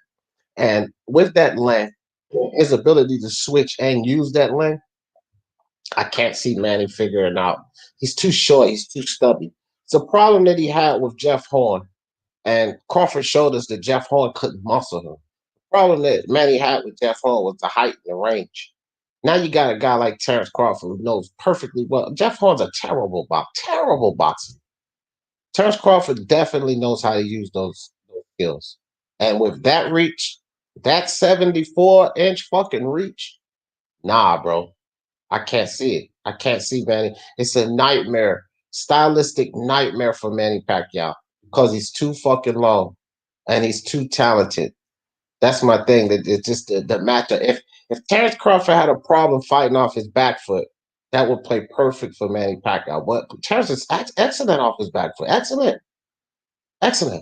And I mean, which one of those fighters do you think Manny can dictate the pace with? Who do you think Manny can dictate the pace with? I don't think that Manny. See, you asking me questions where. Go on mute for a second. You asking me questions where Rapstar. I think neither. Okay, I don't think that Manny's going to come in there and dictate a pace with Crawford, and I definitely don't believe he's going to come in there and dictate a pace with Spence. Manny's going to have to Manny's going to have to utilize to the fullest his in and out ability fighting an Errol Spence. There's going to be no control in the pace, right? He controls the pace, he gets hurt, and he gets stopped with Errol Spence. So my answer to that question would be neither. I mean, what about the Manny which was beating the people like Cottos, the Margaritos, the Oscar De La Hoyas? That Manny was dictating the pace, right? He doesn't exist. That Manny doesn't exist, and that's the problem. He's not that Manny no Yeah. more. Yeah, He's not that that man, Manny no I would more. say He's yes, more. He's more that man is strategic. gone. He's long gone. He's We like saw that one. shades of that Manny in the Keith Thurman fight. We saw shades of that Manny. No, he's gonna need more shades of. You're gonna need more than. You're gonna need that Manny all night, and you're not gonna get that. That's the problem. We did see shades of that, but you're gonna need a lot more than shades going in there with a Terence Crawford or Errol Spence. I mean, at the end of the day, who do you think's their hardest opponent then in the welterweight? Is it Ugas? You think Ugas is the hardest opponent for Errol and Terence? Who's the hardest opponent then? Ugas ain't hard for nobody. None of the top dudes. Ugas is Porter, not a hard fighter for none of Sean, the top dudes. Ugas takes So too you many don't think there's punches, no Sean one in the Porter, too many Sean welterweight? punches. Porter, Rockstar. Sean Porter is the toughest opponent for both of those guys. Sean Porter is Thank the you. toughest opponent, and I honestly believe that Sean Porter could, if the judging was fair, I believe Sean Porter could upset either of those guys on any given night. 10 out of 10 fights, I would give Sean Porter 3 fights versus both of them. I'm being totally honest, just because of the way he fights. If you have fair judging like me, Boone, and Mark Unrivaled sitting there and Rap Star, 4 judges, we're sitting there and we're judging the fight fairly. I think that Sean Porter could beat Errol Spence and Terence Crawford 3 out of 10 times. Yeah, I'm throwing shade on some of them judges' names. I'm not gonna say who. I'm just gonna say Well, don't make me laugh, man. That shit hurt. Mm. Oh my gosh. Yeah, man. But no, I mean seriously though, Sean Porter's just tough as nails, as tough as they come, and he's improved. He's improved. When I look at Sean Porter fight Carol Brooks, and I watched Sean Porter fight you guys. Although it was a sloppy fight, Sean Porter was doing things in the you guys fight he didn't do in the Kell Brook fight. Had he done it in the Kell Brook fight, he might have found success. So I see a guy in Sean Porter who's showing gradual improvements at an older age, and that's actually a positive, right? You look at a guy like Michael Jordan in basketball; he couldn't dunk anymore and high flying, so he improved his games on the more subtle attack, right? And that's what I see in Sean Porter in his older years. He's improving his game on a more subtle attack, like these subtle movements, these subtle things that the veterans do. And for a guy like Sean Porter, that's dangerous, but that's also great. And so I just think he poses the most threat to any opponent at 147. Jerron in his boots, Virgil Ortiz, I don't give a shit, bro. Sean Porter's gonna ravage most of these guys, but he's going to come right. He's going to be right in the pocket. You don't have to worry about him down because he's going to be right there for you, right? But he's going to give you problems when he comes there, and he's learning these little subtle tricks and how to capitalize. If Sean Porter, if Kenny Porter got someone in there to help them out to not cause Sean Porter to smother himself so much when he gets inside, he would be very dangerous because if you ask me at the welterweight division, who is able to get inside of an opponent, get inside the distance better than anyone else, and that's got to be Sean Porter, hands down. He can get inside Yeah. of anyone. Think about it. Who is the best in all of boxing right now at getting inside? Like who you know for a fact at any weight class that for surely can get in on you, no matter Sean who it Porter. is in there. It's Sean Sean Porter. Porter. So if Sean they could work more on him not smothering himself when he gets inside, because he gets too close, he doesn't give himself enough room to work. Right? He smothers his. When you hear people say he smothers his punches, that's what they mean. He's too far inside. He explodes inside. His explosion inside is second to none, fam. But he's got to pull just a step back, just a half a step back, and then let his hands go. He rattled Spence a couple of times. So if he would not smother himself and work on those things, Sean would be dangerous. He would be dangerous, man. I'm telling you. Yeah, but Ugas gave Sean some problems, and I'm only saying that Ugas seems like the guy who seems like the next boogeyman in the game after giving us Everybody problems to gives Sean. Sean problems. Star. I'm gonna tell you why Ugas gave Sean Porter problems. Ugas gave Sean Porter problems because Sean Porter didn't want to fight Ugas like Sean Porter. That's a If he would have went in there and fought Ugas like Sean Porter, instead of trying to prove everybody that he could box, because that's what he was trying to do, was prove to the world that he could box and he could move and all that, because everybody was saying he couldn't do it, and he didn't like that, so he wanted to prove to everybody that he could do it, and he could outbox the pure boxer. And the Cuban style is one of the best styles in all of boxing. They pure technical motherfuckers. So he wanted to prove that night, and I think that was the wrong night to prove that shit. And I feel if he would have stayed in the pocket with Ugas, he would have destroyed Ugas. But that he didn't fight that. Yeah. Yeah. Yeah. And some of that could be due to with he wasn't comfortable, and the best way that he could beat Ugas was in the way that he felt that was the way he could win. I mean, at the end of the day, we can always say that Sean Porter could have done something better, but that's the same thing as saying that when you're in the ring, he didn't feel comfortable in any other way either. So, but look, who do you think is a better boxer and a harder puncher, Ugas or Kell Brook? We talking prime Kell Brook. Prime Kell Brook was different, bro. That was a different. So you think he had more problems with Kell Brook or Ugas? He had a lot of problems with Kell Brook. Right, but see, that's the thing.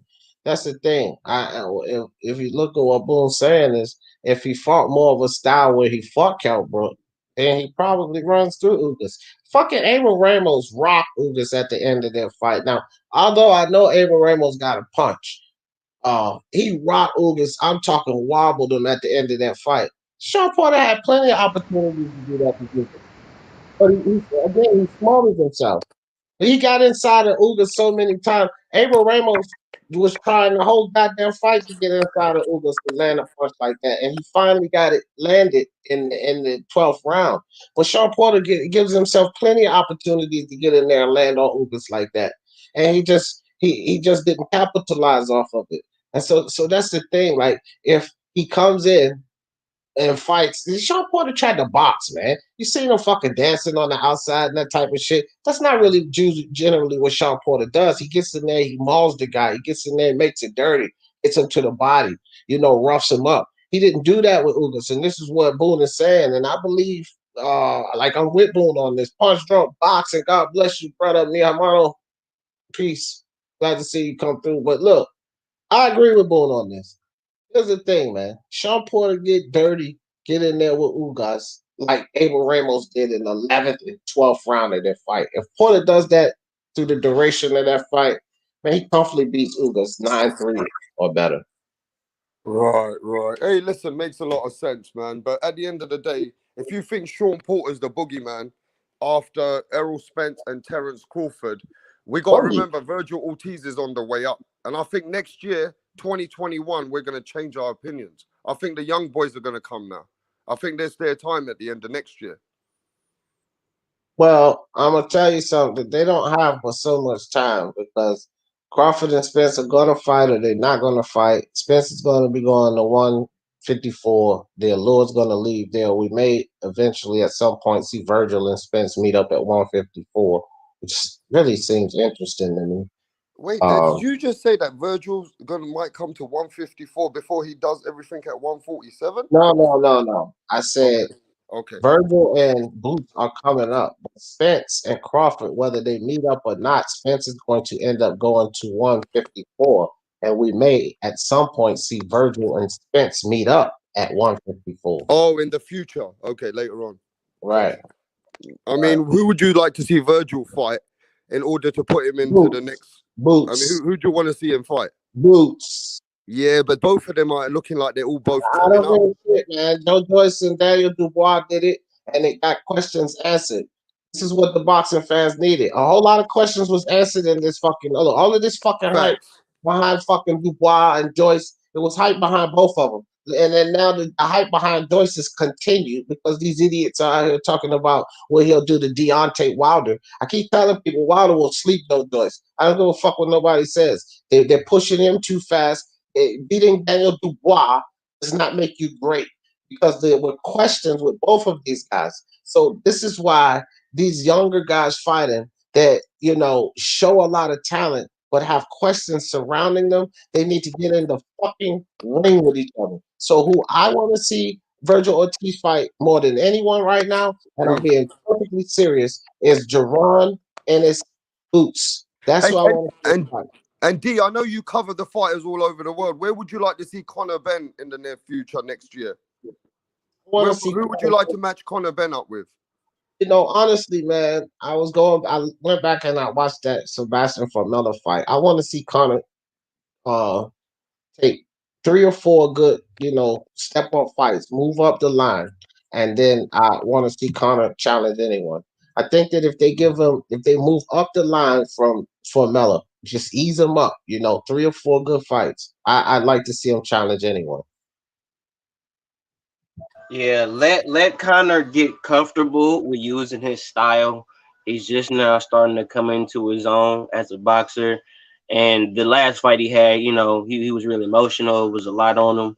And I think he still needs like a couple of more good fights with some decent opposition. Maybe fight a decent American fighter in America just to get the feel for that. And then go from there. I don't think they should rush Conor Benn either, because I don't want him to get in over his head and get hurt and get discouraged. Right. Well, Mark So Clark, you would match him up very hold slowly. on. Mark Clark says, "Stop it, guys. Porter is not the boogeyman."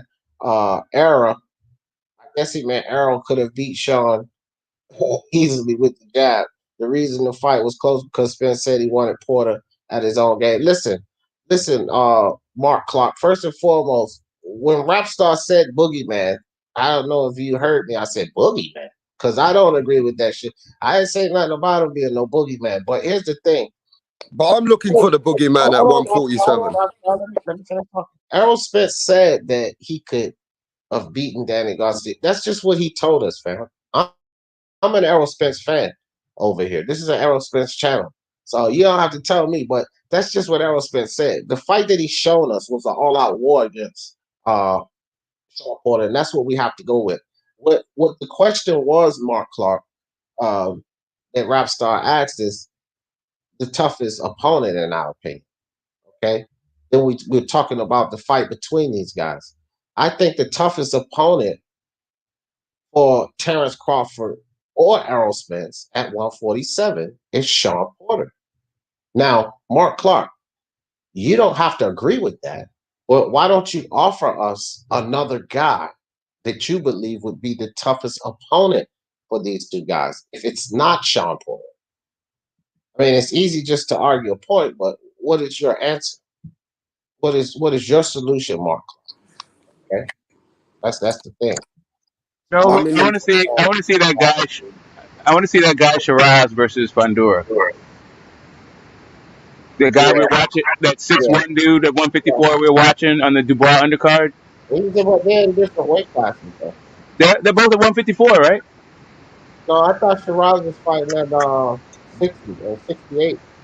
No, Who was the guy that made Ndagu quit? Who was the guy that I think fought they're both at Ndagu and made him 154, quit? right? Oh yeah, I forgot that fighter name. Yeah, bro, we was watching that fight. Yeah, that was funny. But Yeah, no, no, yeah, they're both at 154. They're both right there. oh okay, yeah, that would be good. I don't know, man. I like Fedor. I like what I see in Fedor. I mean, there's another fighter in America. They don't talk about him anymore after his injuries. Omar Figueroa. He was coming up in the game. Is he done? Is he over for him? What's going on? That's what I was gonna mention him when we were talking about Ugas, right? Yeah, Omar Figueroa. Having some real good success against him, and so was the real Ray Robinson before he got knocked out. But Yeah, he's around. the only Figueroa that's important in boxing right now, Rockstar, is Brandon Figueroa. Omar Figueroa. Oh, wait a minute! I thought his sister has the same last name, right? She's a Figueroa. Yeah, Brandon Figueroa. He's the only interesting thing about him. He needs to work on his defense, but Brandon Figueroa has an upside. Listen, Omar Figueroa, his sister's catsuit might be one of the greatest things in boxing. Like ooh, Thank you, Mark. Thank you, Mark Clark. That's all I was saying, fam. That's all I was saying. Sean Porter is the toughest at 147. That was it. So we agree. We agree on that, fam. That's it. But everything else, I don't know about that boogeyman. That was Raptor's terminology. Yeah, but listen, that means there is no boogeyman. Is that what you're saying? There's no boogeyman in the welterweight, yeah?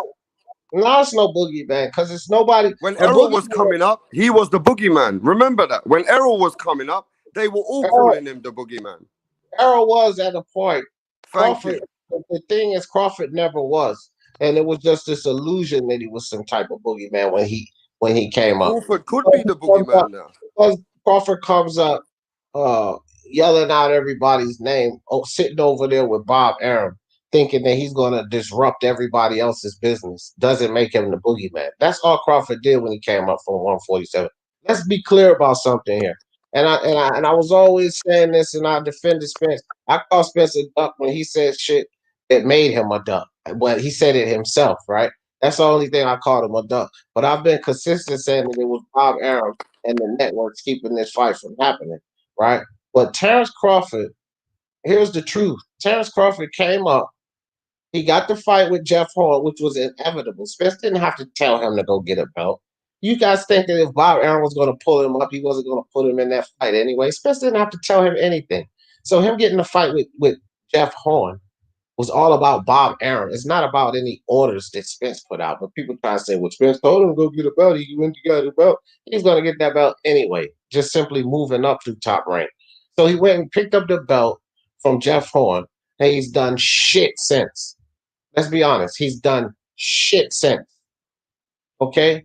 He was never the boogeyman. You're not going to come up eating Jeff Horn, making all kinds of demands and disrupting everyone's business. I already put a video out saying that Errol Spence and Danny Garcia was full of shit because they agreed in principle on January 25th to fight each other. This was before the Sean Porter fight and before the Adrian Granados fight last year. Yeah, I think Of last year they agreed to fight each other, so that put Crawford out the picture. But Crawford had no right to come up there disrupting everybody else's business. They could make money, and Spence still had work to do at 147 to get him where he is now, where he has a bunch of valid opponents, and Crawford has a bunch of questionable opponents. And that's where they stand right now. And so people want to say, well, Crawford's pound for pound number one. Crawford cleared out 140. Crawford ain't did a goddamn thing to put him over Spence at 147. And that's the issue. I mean, some people even argue that at a super lightweight, Danny Garcia had a better resume than Crawford. Some people argue that. Hey, yeah, Punch Drunk, click the link. Come on up here, mi hermano. I mean, D, I just want to ask you this. That means if there's no boogeyman right now outshining anybody, you think it's the young boys now, like a Virgil Ortiz or Jarrett Boot Ennis, might take that kind of position if they start performing well against some of the names? Yeah. Hold on, I was reading that with Punch Drunk. Well, say that again, Rapstar. I said if we haven't got a boogeyman who's outshining everybody, and we know that Sean Porter's a tough opponent, I think the Virgil Ortizes of this world and the Jarrett Boot Ennis, if they put a good performance against the top five, it can put them into the boogeyman status.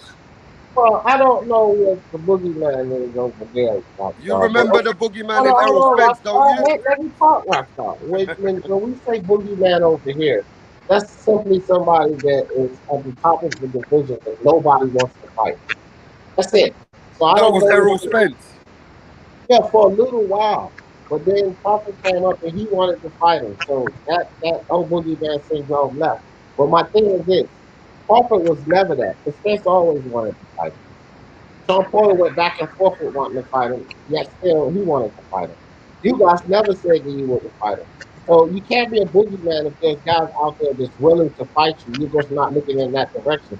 Jerron in his booth, whether a prospect or not, then called Terence Crawford out.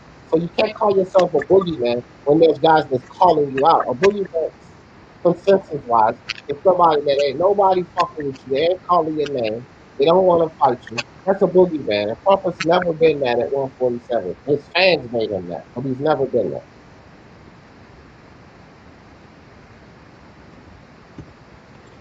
Here, you know what? I'm gonna give Punch a little bit of like. That's cool that you got your subjective score, Punch. I didn't score the fight like that at all. Like, you got Danny with 5 rounds. There's no way in hell that Danny won 5 rounds of that fight. But whatever. I will say that that Andrade is more of a boogeyman than Bud. Demetrius, I haven't done nothing yet in my career. Is it still more than Boogeyman and Bud? Why you say that? Because I believe that nobody is actually calling out Andre or really trying to fight him. He might not be that interested in fighting people, but I think at least he's willing to fight people. But I think that really nobody is trying to fight Andre. There's plenty of people who try to fight Bud. A lot of people actually. Well, you know what I think? Like, okay, so with a boogeyman, there is some type of loss or fear or something associated, not fear to fight, but fear to lose or something like that. With Andre, I don't think it's like, bro, I'm not wasting my time, right? I think it's one of those type of things. Like this is one of these fights where, okay, man, when I get to that belt, I get to it. I can come get that at any time. You ain't going nowhere. You're not valuable, so you'll jump at a fight to fight me. And he will. Everybody can say that about Andre. Charlo could say it. GGG could say it. Canelo could say it. Hell, at this point, BJS could say it. They can all say you'll jump at a chance to fight me because you're not doing shit. That's how they look at Andre. Like, I don't care. You're a twerp. You're a dweeb. You're, oh my God, that hurt. You're all of that, Andre. We don't care about you, and we'll get to you whenever we get to you. Now, that's as harsh as I can make it, but that's just how I see it. Yeah, but he's Andre, got a title. I mean, he's got a title, so people should be wanting to chase him. D. He you got heard what I something to just said offer. right now? I just covered the title. I said we'll take that belt from you when we get to it. What they feel about him and the title he's holding.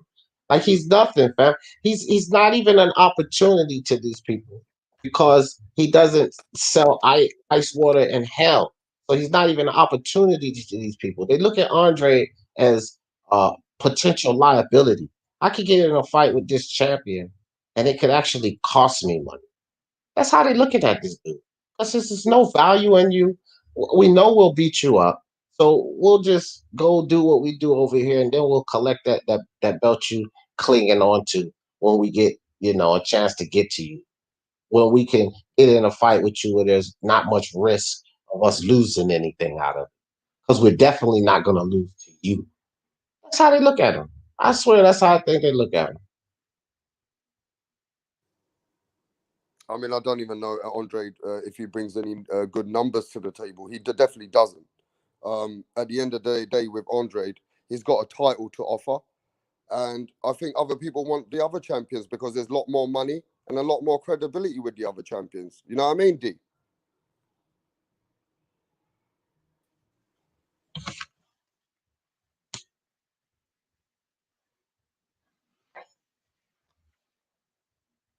Y'all there? Yeah, I'm there. I lost you there for a sec. I'm there, bro. Yeah. Yeah. You can hear you. I Yeah. said Andre doesn't seem like the biggest price, and the it seems like the other champions have got a lot more numbers and a lot more credibility for the other champions to chase. Is that what you're saying, D? He just has nothing. To me, he has no value, fam. The only value that Andre brings to the table is a unification. But to me, it's like there's associated risk outside of the unification. And like, okay, so if guys can make more money, if they can, attempt to fight other champions or do things greater than Andre, why wouldn't they? Because Andre, to me, he's not making any value. Look, he just lost the fight. I don't care if it was for COVID or whatever, but he just lost a fight with Dusty Harris Hernandez. Man. How can you not secure a fight with Dusty Harris Hernandez? Like, come on. You shouldn't even be fighting Dusty Harris Hernandez. And this is a voluntary fight, mind you. It's not a fight that it was a mandatory or anything that the sanctioning body threw on Demetrius Andre. This is a voluntary assignment. Dusty Harris Hernandez. He cannot secure that fight. Like, why do we talk about Demetrius Andre? What belt does Demetrius Andre hold right now? What's the belt? I forgot his belt again. He's got the WBO, right? Smoke. The WBO middleweight. Yeah, Oh, he's it's the got the WBO. WBO belt. Yeah, that's WBO. If So it's WBO not the most 160, he's fighting prestige at belt. 168. Well, he threatened to fight at 168. He's just not fighting anybody Man, really. who the fuck? He's threatening to do a lot of things. Matter of fact, Mark arriving in the building. What do you think about Errol Spence and Danny Garcia matchup? Errol Spence being the number one guy at 147. What do you think, Mark? What do you think? Well, I mean, based on resume, the higher level of competition in the division, Errol's number one. Number one. Y'all heard it right here on Rival Boxing Talk and Number News. one. Number one. I Out of mean, curiosity, how did everybody score that for you? 9-3. You had a 9-3. Okay. How'd you have a punch? Not punch. Smoke. I heard it. I wasn't really scoring it round by round, but I felt like 8-4, 9-3 was about right. Robstar, what you scored? Okay. I guess Rockstar. I had it a little bit different to you guys. A little bit different. What'd you have it? 11-1. God damn. I'm not giving away pity rounds. Yeah, I mean, here's the thing. I know that there was at least, well, I know there was one round. Well, geez, the fifth, I felt like you could give it to him. The second, you could have given it to him. I'm And then trolling, by there's the a way. I couple of scored other at ones. 9-3. I'm just trolling. I scored at 9-3. But Alright. I've seen a lot of people with 10-2, 9-3. I think anywhere from 10-2 to 8-4 is good. Yeah. I can't see giving Danny 6 swing rounds. I think that's a bit crazy. Yeah, but the Punch drunk man, I don't know what Punch must have been drunk when he was watching. I was the gonna fight. say that you need to change his name to Punches Drunk Boxing. Yeah, man. I'm biased. That they did offer Andre to fight on Showtime when he was a free agent. Fight Charlo before he fought Luke Keeler. He admitted on his Chris Mannix this year, January. Andre, yeah. I mean, Andre definitely is one of the champions with one of the weakest resumes at the moment. He's in that category, you know what I Listen, mean? man. He ain't Andre's ever the beaten a weakest champion current performer. He's the weakest link, rap star. The weakest link. At Yeah, but 160, if I asked you you for are the the weakest but link. D, I'm sorry, but if I asked you for the top 5 weakest champions today, he'd be in there, right? Man, rap star. At 160, Demetrius Andre, you are the weakest link. Devin Haney's Thank you and good boy. champion. Devin Haney's another weak champion with a very weak resume as a WBC champion. Well, Devin Haney he's okay. And I'll tell you why I say that. Because Devin Haney is 21 years old. He's 21. He's just starting. Demetrius Andre was the weakest link at 154. And he came up to 160 to become the weakest link. He's been the weakest link his entire career. And the man is over 30. So he has no excuse. Okay, he turned down fight, pulled out of a fight with Jamel Charlo, turned down ball, didn't fight Demetrianchenko, can't secure a fight with Dusty Harris Hernandez. Man, Demetrius Andre is a waste of space. AOD, by the way, I'm after sending you a message, right? 1,353 entries, right? This is the average scorecard. This is an average scorecard of over 1,353 people. Who you sending it on Messenger? Yeah, on Messenger. Where do you see this? Oh my gosh, man. See? What is it? Wait a minute, Rapstar. Well, I'll give you the results, my friend. Mark's sending it to me now. Over 1,000 people, 1,350 scorecards. This is the average. This doesn't mean that everybody scored it this way, because there is a lot of 9-3s and 10-2s, but this is the average, bro. See, man. People weren't fucking playing around with this.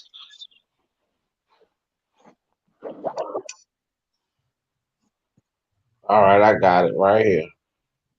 Want me to put it up, Mark? Yeah. All right, here we go. How many people, Mark?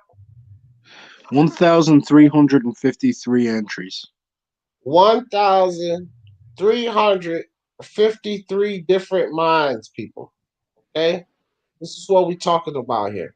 1,353 different minds.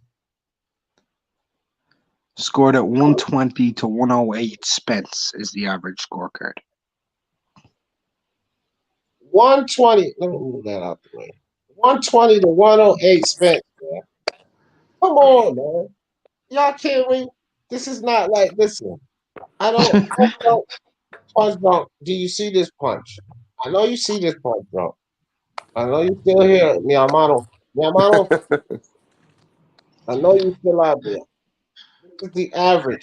Now, I guarantee you guys, we can do this poll at a larger scale. And 9-3 would be probably, how would you say, that would probably be one of the most gracious scores. I need to ask you this, though. The swing rounds in Errol Spence's hometown, the swing rounds, do they go to the champion or do they go to the challenger? They go to whoever the scorer, whoever the judge picks to win the swing round. Right. But the swing round doesn't normally go towards the champion, does it? A swing round goes to whoever you think did more work. So, Mark, I thought they favored the champion in the swing rounds. I just felt like that. No, when somebody says a swing round, like if I'm keeping score and I say a swing round, what I'm saying essentially, rap star, like I called the second round swing, and I said, okay, well, I give that round to Errol Spence, but that's a swing round. So if someone Who gives did you give the round 4 to? Who did you give round 4 hold on, rap star, man, you gotta start letting somebody finish that. So if I say Spence, but I call it a swing round, somebody says, well, they got Danny Garcia. That's a round I'm not going to argue with. Essentially, I still gave it to Errol Spence. Understand where I'm coming from?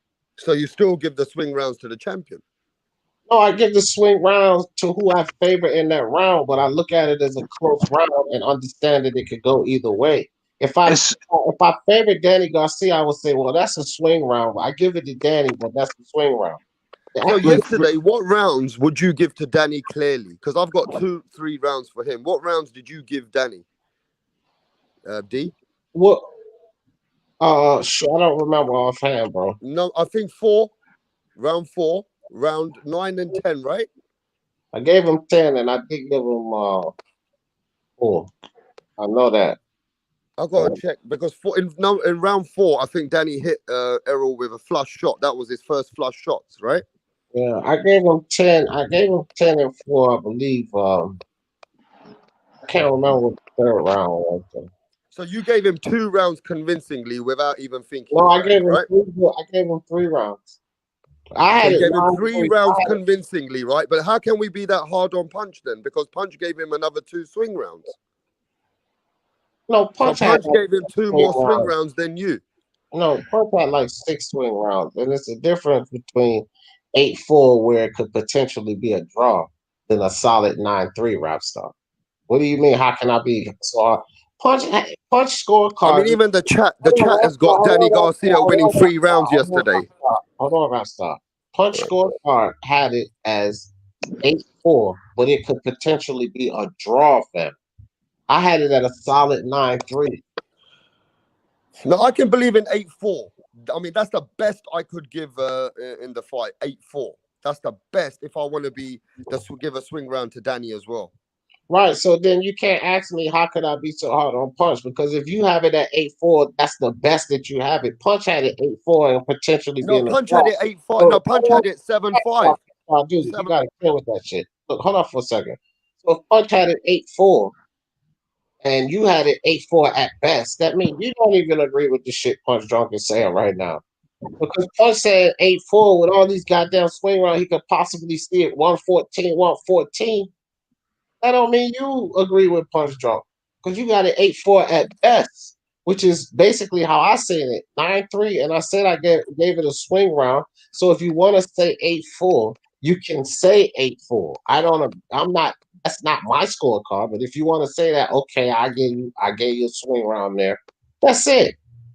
I'm basically where you at 8-4 at best. At best, I think Punch at best was 7-5. I think he was saying 7-5. He can give it to.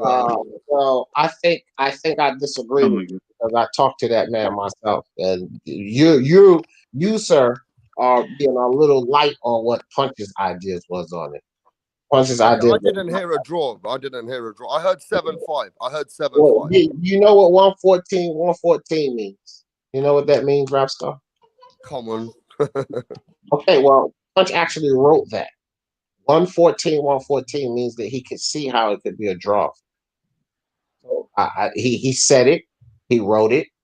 So I don't know if you want to believe it. That's the angle he was coming from. Okay. Hey, bro, I just go by what I know, man. No. It's not. It's nowhere close. No way. You can't see a draw out of that fight. Period. Period. You can't. Nowhere close. You can't even see a 7-5 out of that fight. So a draw is out of the question. I can't even see a 7-5. 113, 115 is something Punch Drunk and I discussed on his own live last night, Rapstar. And 115, 113 is ridiculous. You can't get 115, 113 out of that fight. You cannot. You can't. Yeah, now, Rapstar, you don't have to speak for Punch Drunk.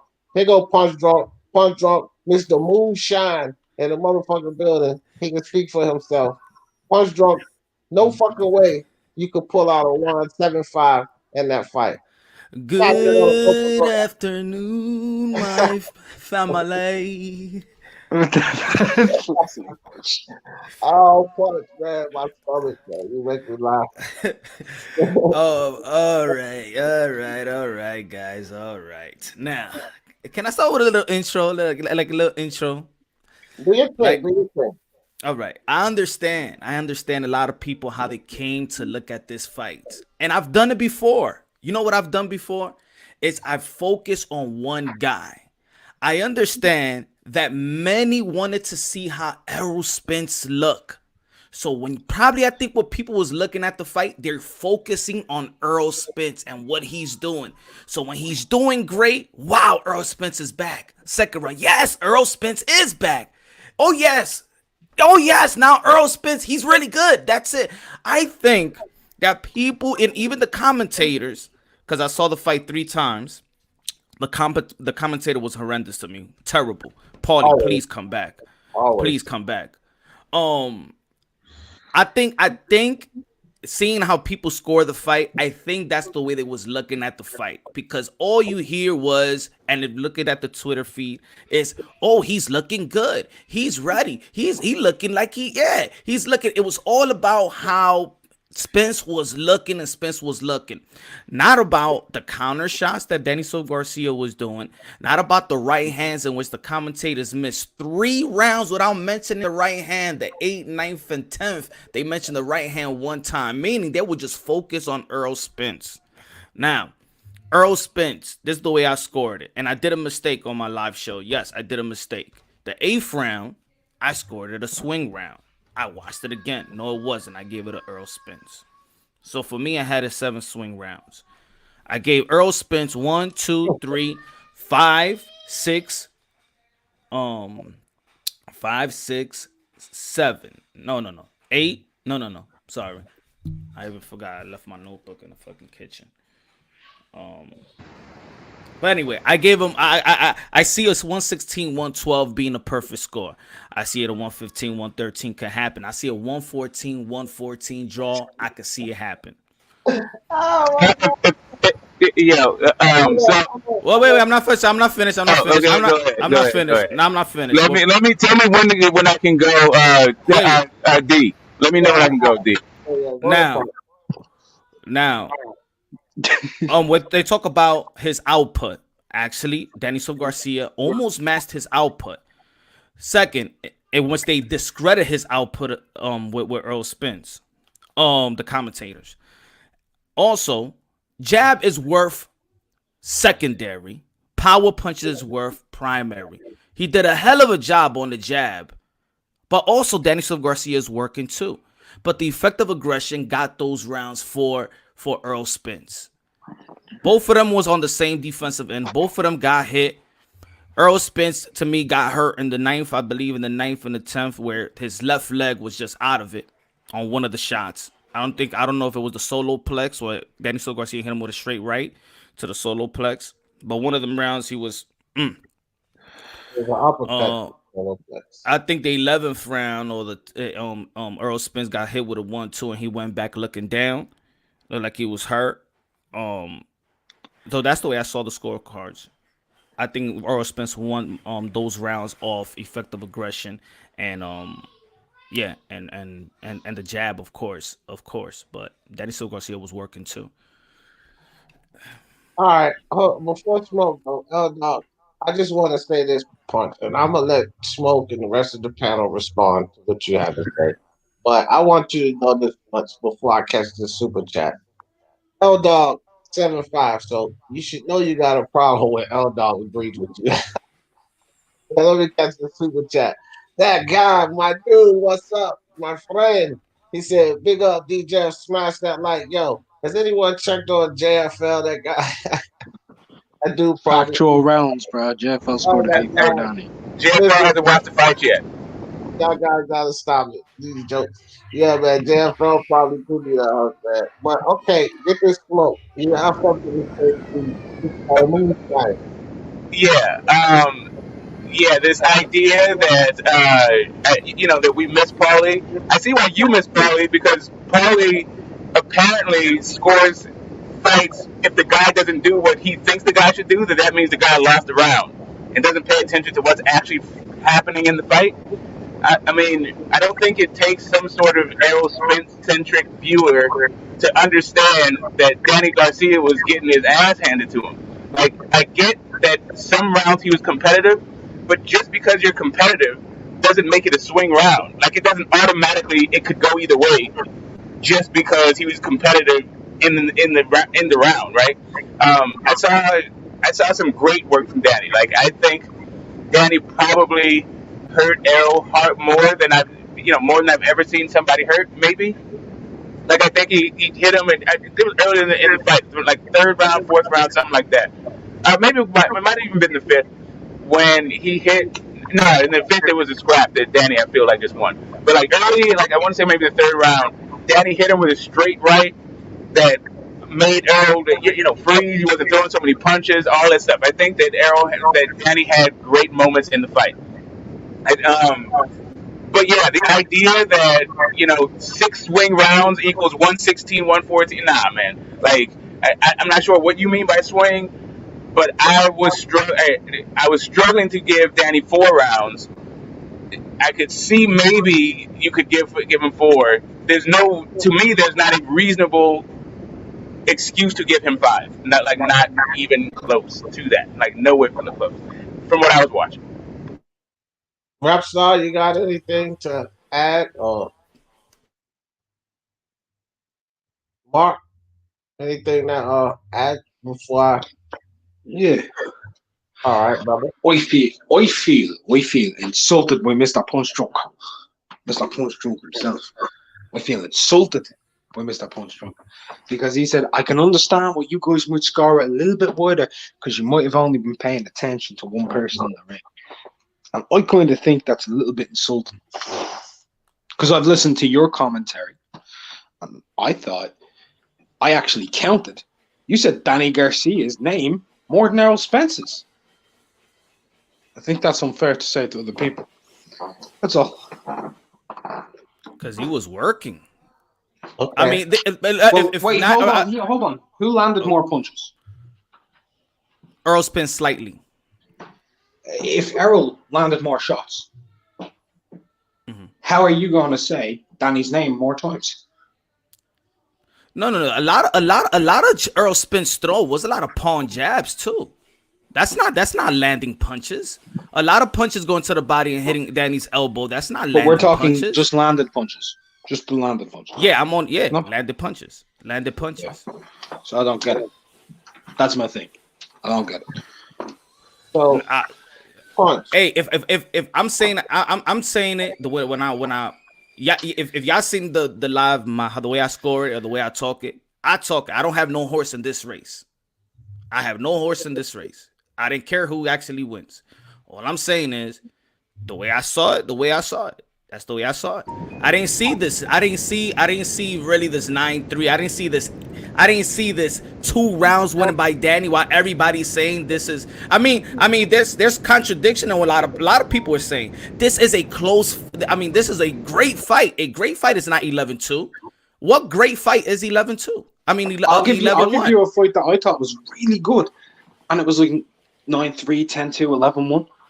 What great fight is 11? What great fight? I'm talking very good fight because I didn't think Spence Garcia was a great fight, but I'll give you one. Jose Ramirez versus Antonio Orozco was a very fucking good fight. Rounds were competitive, but Ramirez was winning the majority. Zepeda versus Pedraza was a competitive fight. Look, this is the thing, Punch Drunk. You can have fights where these guys are fighting close round, but one guy edges it out. He edges the fight out. Doesn't mean it wasn't a great fight. So your score being 9-3, 10-2, that doesn't strike the fact that it was a great fight.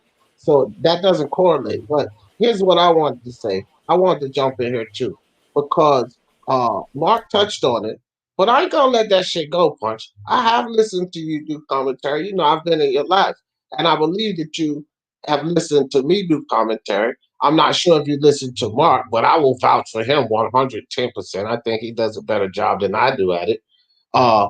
If you've listened to us, then I'm not going to let that shit gloss over. There was totally an unfair statement because when I do commentary, blow by blow commentary, Punch Don't Box,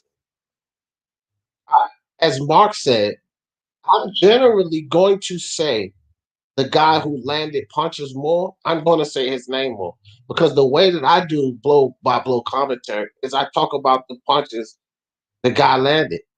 You know, it might be potentially, I would say the other guy name more if he's parrying or picking off jabs with his gloves.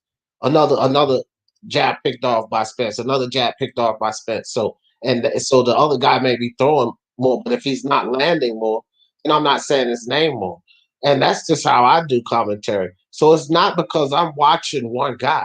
That concept, out of all of these lives that I'm doing, Punch Drunk, blow by blow commentary, and I think that everybody who joins me will agree to this. That doesn't exist, Punch. That doesn't exist at all in my lives. That doesn't exist in my commentary. That's why Mark and I work so well together, because I'm going to vouch for him because it doesn't exist in his either. We look at 2 fighters in the ring, fam. That's all we do, and we deliver as best we can a vivid picture of what's going on in that ring, no matter who's throwing what. We're not looking at one guy. Now, I do understand, Punch, that there are a lot of channels, fans, and people that have that view. But as I tell a lot of people, you can't bring that ideology up here because it doesn't apply to me. It doesn't apply to Unrivaled. It doesn't apply to Rap Star and Smoke for the way I know it. They look at 2 fighters in the ring, fam.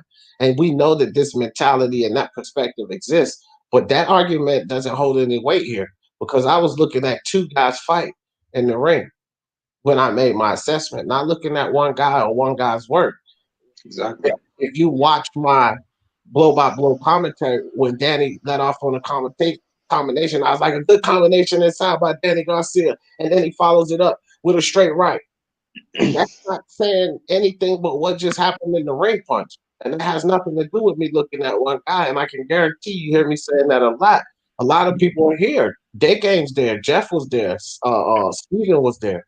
They'll tell you this, fam. So that assessment, as Mark said, is unfair to assess that here on this panel. That's an unfair assessment because I don't look at any fights like that. Any fight. I mean, when I'm saying my intro, I'm not saying I'm saying this directly to Rap Star, you or Mark. I'm saying this as a whole. Remember, we're doing live commentary. So if I'm doing live commentary, it's good chance I'm not really listening to you. You're not really listening to me. I'm not listening to Mark. He's not listening to me. Ring IQ is on. We're not really listening to each other unless we go back to the playback. On my live show, I said Errol Spence is gonna close that eye like Danny Dubois. So I gave him a lot of credit with the jab, but I also gave a lot of credit to Danny Garcia counters to the body. I gave him. I was consistently with the jab, consistently with the. I mean, consistently with the right hands, consistently with the right hand to the solo plex. That's not what. That's not what. After I watched the second fight, they gave him credit for. You know, I'm going by when I say they. I'm talking about after the fight when I'm on Twitter and I'm looking at people's tweets and I'm looking after the fight and I'm saying what people are saying. I'm saying they. I haven't checked out live commentary yet, but that's just the way I scored it. And I believe and I believe hey, not in your channel, but I believe I'm the best at this. That's what I believe. You're supposed to believe me. I'd like to get in. Just let me know when I can. Yeah, all right, Smoke, but you're supposed to believe me the best part. I have no problem with that. The only thing, as I said, I pride myself on calling it straight down the line, fam. And just look, and I'll call somebody out if they don't do it. And if they see me doing it, then you can call me out. But I've called you out, Punch, plenty of time. Are you saying that because he's Hispanic? I've called you out on that. And I'll call anybody out. That doesn't mean anything that I call you out. That's just my opinion on it. But the whole thing is this. I pride myself on calling it straight down the line. I'm not going to live in a glass house, throwing stones, fam. I'm not going to do that shit. So if I call you out and say, you leaning toward this fighter because he's Hispanic, then you ain't going to catch me doing that bullshit. And I'm not saying that, it's anything wrong with supporting your ethnic background or your race or your countrymen. There's nothing wrong with that at all. I think that's fine. That's fine that people do that. If I think that your opinions or anything or the way you're assessing a situation or delivering a message to the people has something to do with that, then I will say that's my opinion on it. I think that you're doing that because of this situation. And I don't agree with, I think that this is what's going on. So I just hope, because I heard it from you, and I heard it from Ring, and I heard it from Cat, and I heard it from a couple. No, and I heard it. Yeah, and I heard it from a couple people. I just hope they keep it. I just hope people keep it consistent when I go for Keith Thurman. He's not Hispanic. I go for Gary Russell. He's not Hispanic. I go for Deontay Wilder. He's not Hispanic. Demetrius Andrade. He's not Hispanic. I don't know when why they don't keep it consistent when I go for the fighters that a lot of people don't like. A lot of people say they are shot, they're done. I go for these guys. I'm the guy that you say that you're the only. That I'm the only one that talks about Demetrius Andrade. He's not Hispanic. So I like people that keep it. If they're gonna tell me that, I hope people does keep it consistent with me on that one. Here's the thing, Parks. With these other fighters that you're talking about, you do root for them, but like the whole situation with the Serrano situation, we don't see you go as hard for those fighters as you went for Serrano, right? And so that's where that assessment will come in. But let's Smoke jump in here because he's been itching to jump in. Yeah, so, and I just want to preface this with, we all know each other, so it's all, we go back and forth on the stuff. For anybody who may be experiencing this for the first time, this is kind of old hat for us, right? So if someone was to charge Punch with only liking Hispanic fighters, I think that they would be mischarging him, right? Because in a lot of places, he is the only guy who is supporting a non-Hispanic fighter in some of these situations, right? Nobody is really jumping on the, let's protect Keith Thurman's legacy or his narrative there's not too many pushback you hear if somebody wants to criticize or be overly critical of a Thurman or an Andre. Like, Punch is definitely your guy, right? And there's a lot of people who jump in on the not liking what Deontay Wilder says it does, and you'll see a Punch, defend them. But I also think that it's a little bit, I feel like it is, there's a little bit of a disconnect when you say you don't have a dog in the fight. Meanwhile, all your statements imply that you want actually Danny Garcia to win, right? When you say, hey, what will happen if Danny Garcia wins? If you I've never heard you actually come out and said, I think Errol Spence is going to win this fight, right? Well, it's really mostly about if Errol Spence loses, I don't want to hear anything about the car crash. I don't want to hear any excuses, right? It's literally all all the narrative is centered on an Errol Spence Jr. loss. So it doesn't seem like you're actually have no dog in the fight. It just seems like you're not talking about it. You're just implying something rather than saying something explicitly, right? So if you want some clarity in your positions, maybe just be a little bit more explicit and not so implicit. I just think that probably I think if you're gonna listen like that, I'm not gonna say directly to you. People are gonna listen to what they listen to. It's like taking a whole article and they want to get the headline and they just take that one piece. If you go back to all the times that I said about this fight, I said before the fight was gonna be a close fight, before the accident.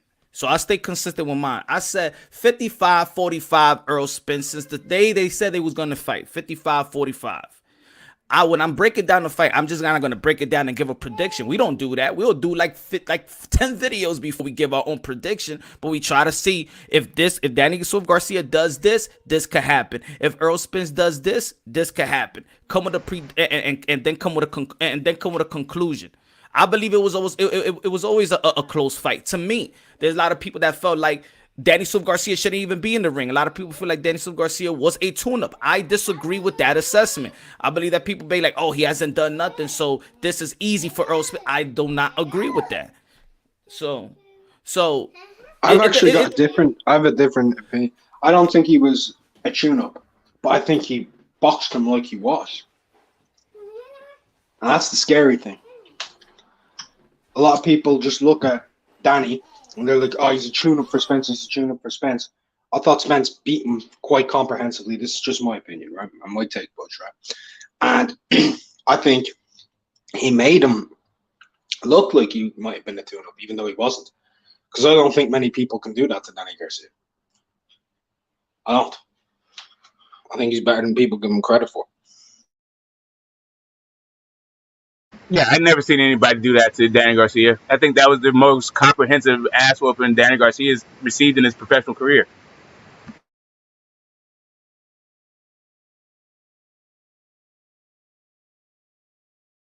Awkward silence. Am I still connected? Is that me?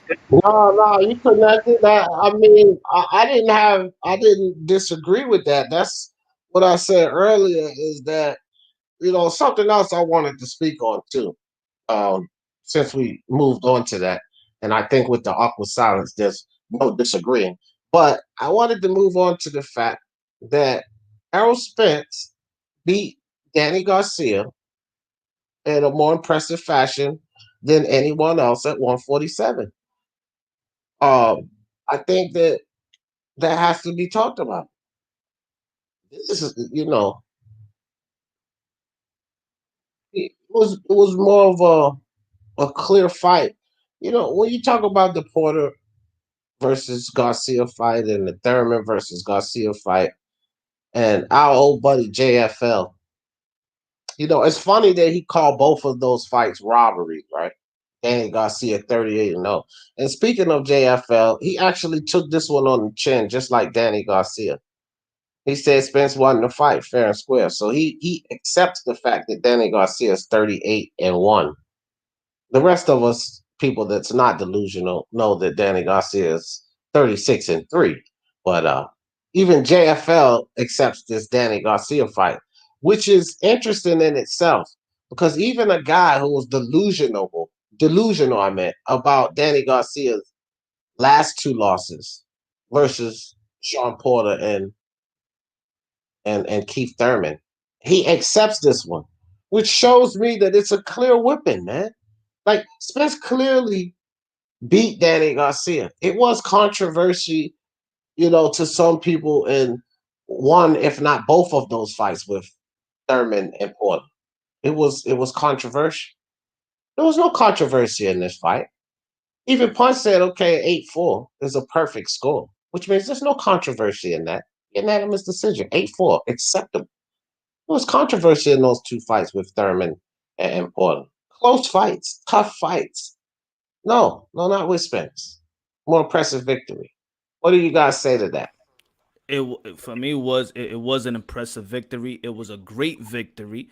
And that's what I've been trying to say. Remember, I said from the beginning, Errol Spence going back to back with Sean Porter, Danny Garcia. I give him all the credit. Yes, he's number one. Errol Spence is number one welterweight. I was just mad that people didn't want to give Danny Silva Garcia the credit of being an opponent in which you could give him that type of status by being a Danny Silva Garcia. So yeah, that was a great performance by Errol Spence. Angel Garcia and Danny Garcia, both of them they don't take it as a sore loser when they lose to everybody else or close fight. They always say, I think I won. Angel Garcia took the loss. Danny Silva Garcia took the loss. Everybody see that that was a loss. So yeah, man, Errol Spence did a great job. That's all I can say about that. I won't argue that. That just to piggyback on the corner, right? They had no instruction for Danny. Errol Spence beat all the advice out of his corner. Not only did he beat Danny, but they had nothing. They couldn't tell him anything. Like that was the second worst performance out of a corner that I've seen since the Fury Wilder rematch. I think because I think you know what, even his father know that it's self-explanatory. It's throw more punches. I said if Danny Silva Garcia is gonna come in second and just rely on counter punching, he would never catch up to Errol Spence, and that's what happens in a lot of scorecard. He will never catch up to Spence. Can I ask a question real fast? Just it's off this fight, but it's to do with the card, if that's okay. Because Punch said this is the second worst corner performance I've seen since Wilder Fury. Now, I'm just asking, do y'all think Angel did worse in that corner than Francisco Santana's corner did last night? Because that might have been the worst corner job I've seen in a few years. Yeah, I missed Santano's corner. Like, what happened? He let him fight. He was not supposed to be in that ring for the whole for they that much they time. endangered their fighter. So let me be specific. I meant when it came to corner instructions, like what was happening in the ring, what was happening in the fight. You go back to your corner. Instructions were also shit as well. Yeah. Mark. Let me say this right quick. I think that Tunde Ajayi has to be in the running. Empty the tank, Ant. Yeah, that was bad too. That was pretty bad. Yeah, the Tunde Ajayi. Yeah. That's pretty bad. That was ridiculous. His corner instruction. If the right hook is there for the taking, relax, breathe, man. Know you can do it. Relax, breathe, man. What the fuck? Oh yeah, here's another one. Daniel Dubois' corner against Joe Joyce. Stop feeling that was an all-around thing. That started even before the fight. So, like, if the camera in the dressing room, that could be a little bit prejudicial. But even what I saw in the dressing room just seemed like the trainers were completely disconnected from the fighter. Like they didn't know what the fuck they were talking about. Yeah. No technical advice. Listen to Joe Joyce's corner. Phenomenal job. Keep on the jab. Turn out to his left. He can't get the right hand off on you when you're going out there. When you go out to his eye, he can't see you. Get the right hand off when you're able to. When he's leaning over, pop the right hand. When he comes in short, shorten your jab into a left hook. And he was doing that. Derek James was doing a fine job. Yeah, it was. Yeah. Derek James for trainer of the year. Made Jamel Charlo a unified champion, and Spence on the comeback off of a car crash beat Danny Garcia unanimous. He might win it again, man. And what he was look, man, I can't fucking argue with results, man.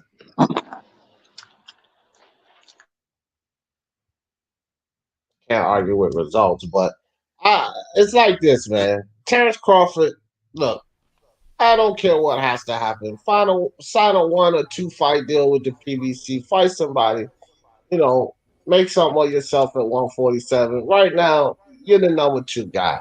There's no argument. With Fury and Joshua, it's an argument. Who's number 1? Who's number 2? No argument at welterweight, Terence Crawford. This is number 1. You're number 2.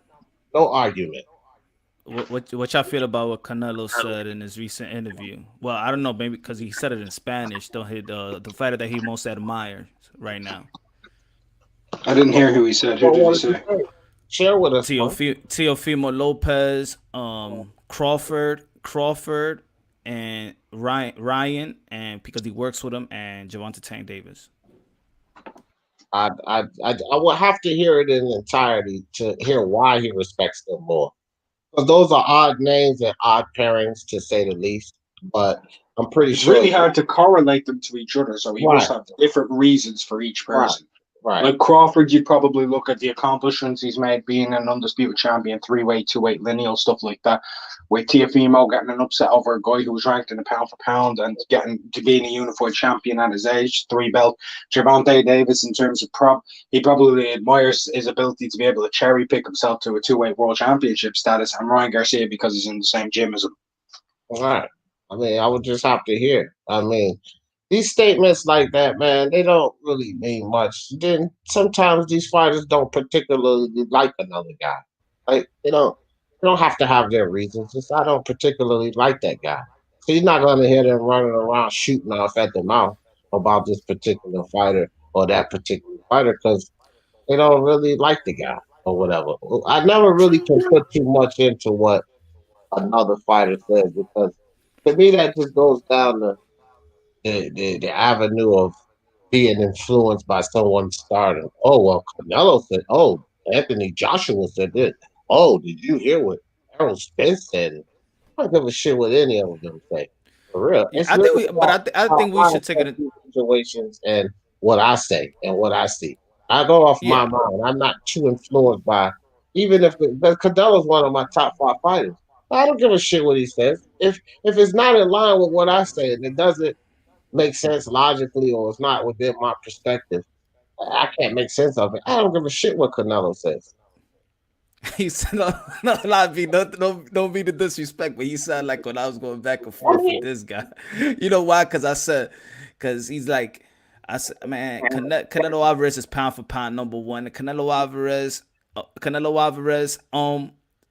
I mean Errol Spence, the guy that you says pound for pound, says that Canelo Alvarez number one. So what's that argument? You know, they don't give a fuck what Canelo says. I'm like, yeah, but we arguing about who number one, and even Earl Spence says Canelo. So you just looking stupid. Your old man is saying Canelo, right, but right. But you do know that Errol Spence has I Clarissa think Shields is top number 5 pound for pound, though. I think we could take into consideration. I think that Earl Spence, when he says in his recent interview, I think that he's genuine about it. I do think that is right. He got Bud there, he got Canelo there, he got Chocolatito there. I think it's very. I think it's genuine. I think he's just showing up to Clarissa Shields as. I think that's more, looking out for women boxing, looking out for his homegirl and shit like that. But that's okay with me. But I take it into consideration. I take what fighters say into consideration. I might not agree with them, but because I know that when a fighter says it, his contemporary. I think when fighters look out or give each other credit, I think it's worth more to them than what we say. So Yeah, being your favorite fighter is something that's cool. Yo, let me tell you something about the Clarissa Shields shit. And I get tired of this whole situation. Until these women get in the fucking ring with men, then it has to be separated. Their pound for pound is their pound for pound, and the men's pound for pound is the men's pound for pound. Now, it's absolutely ridiculous to expect a 160-pound woman to get in there with a fucking GGG or Canelo or Jesus Jamal Christ. Crawford. So it makes no sense to expect that. So it makes equal sense to even compare it. You cannot compare it. So Unless we can mix these fucking lists because they're the same sport, but they're not competing against each other. unless you create a gender for gender list. There you go. Yeah, I think you still need like 3-minute rounds, right? That's what I'm saying. Like when you get to these like metrics that you're supposed to compare one thing to the next, then you need some objective, you need some controls, you need some empirical things. And Like, this is my question. How would a female version of Jamal Charlo, right, do against Clarissa Shields with 2-minute rounds? Wow, I have way more questions for female versions of Jamal Charlo than boxing. That's a dark thought to think of, isn't it? That's weird looking. I don't know, D. Did you talk about Buck Crawford being in the stadium yesterday?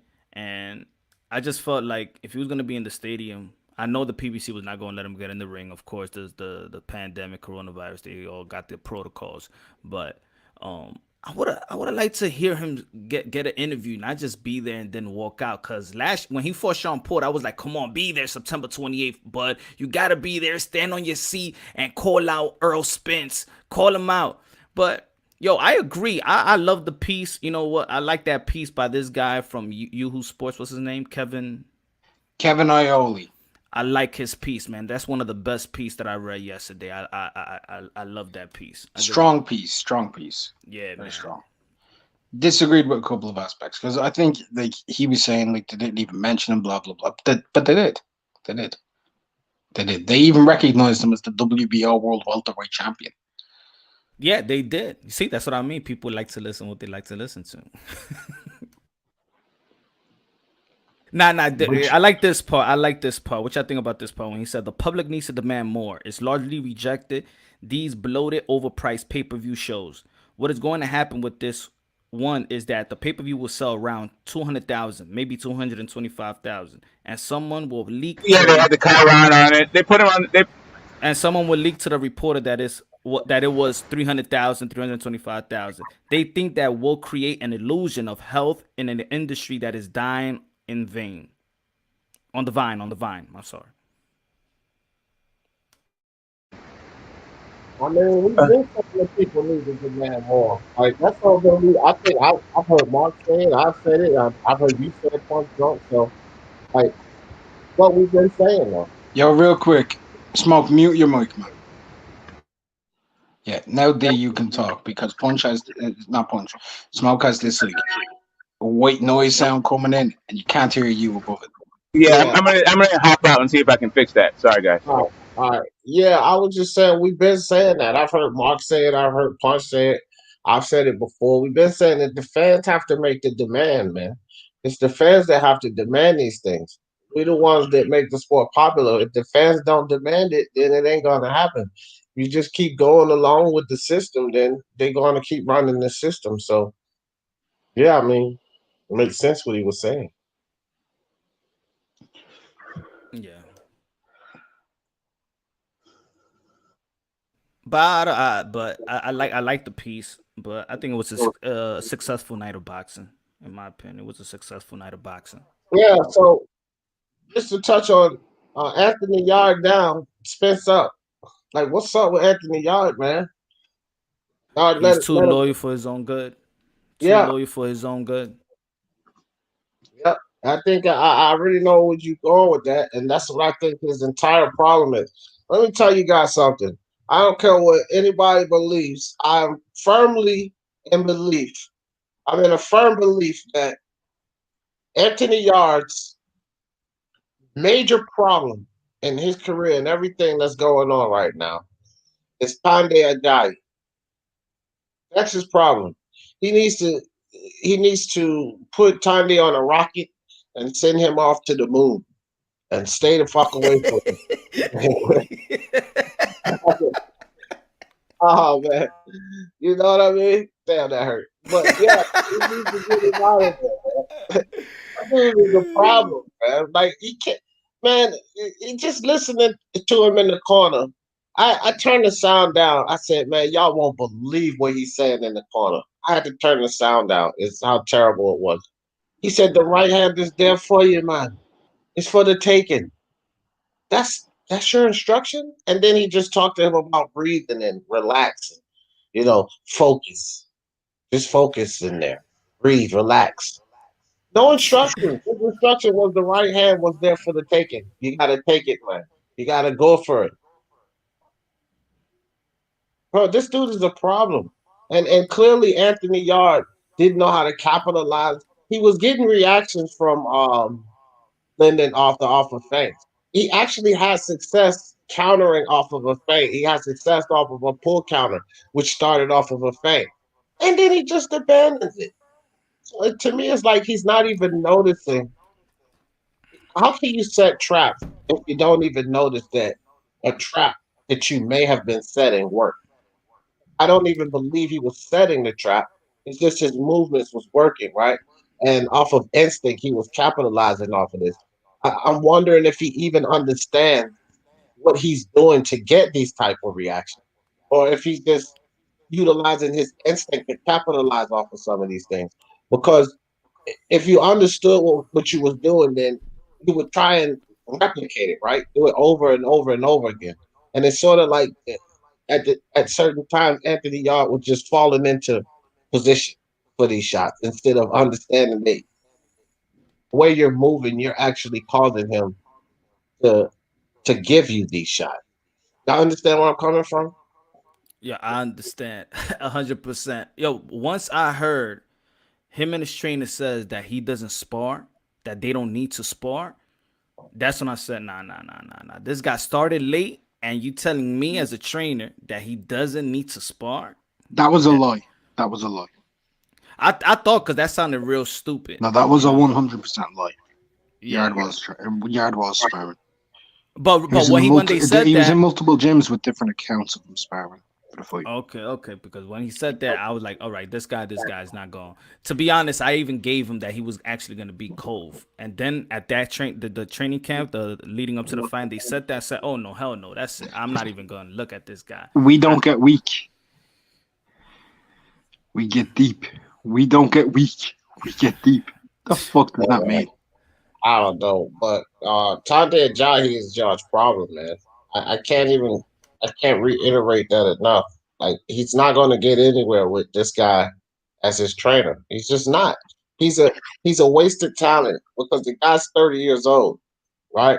So he has time to learn and implement things, which it takes you. Look, let's be honest. It takes him a good 3 years to learn and implement something efficient because he has all of these gifts where it doesn't take him long to put these things together. Once they put these things together and work on them, it repetition and muscle memory and sparring, right? Once they get these things together, I think Yard could be effective and dangerous. But it has to start now, and I mean right now. And with Tande Ajayi around every month, it's just worse for Yard in his career. Every month Yeah. from this point forward. And it don't mean you need to fire the guy. It means just bringing somebody in and give him a different type of job. You know, it doesn't mean to boot him because strap him to a rocket and fire him off to the. He could be massaging them. He could be massaging the shoulders. He could pass him to the ice. The ice pack. We don't want Tande massaging him. We don't want him fixing his slippers. Shoot him to the moon. Get him out of the atmosphere.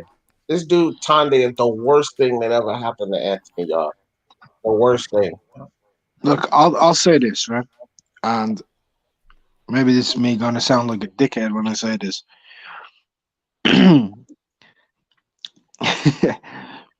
Let's say Anthony Yard just has a fitness conditioning coach or whatever. Let me train him in terms of fight film. What you need to do in the ring. Get him on the pads, get him working the right sparring partners. Me, right? I'll take him further than Thundy can in the ring.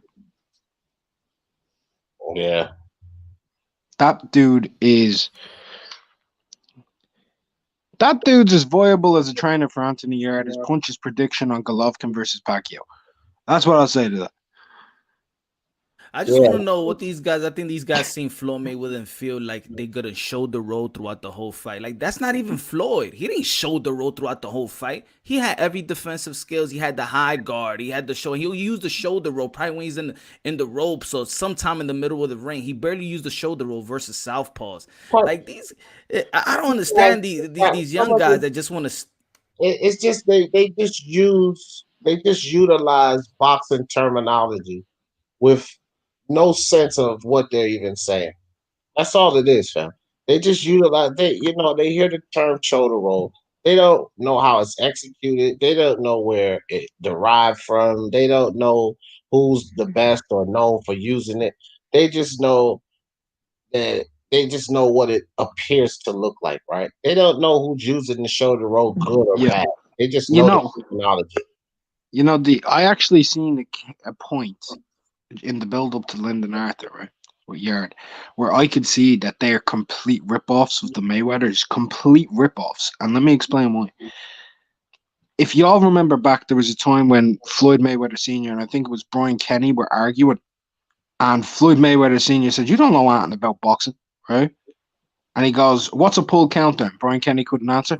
That's Skip Bayless. Anthony, Skip Bayless. Skip Bayless. Mhm. Thank you. Not Brian Kenny. Yeah. Thank you.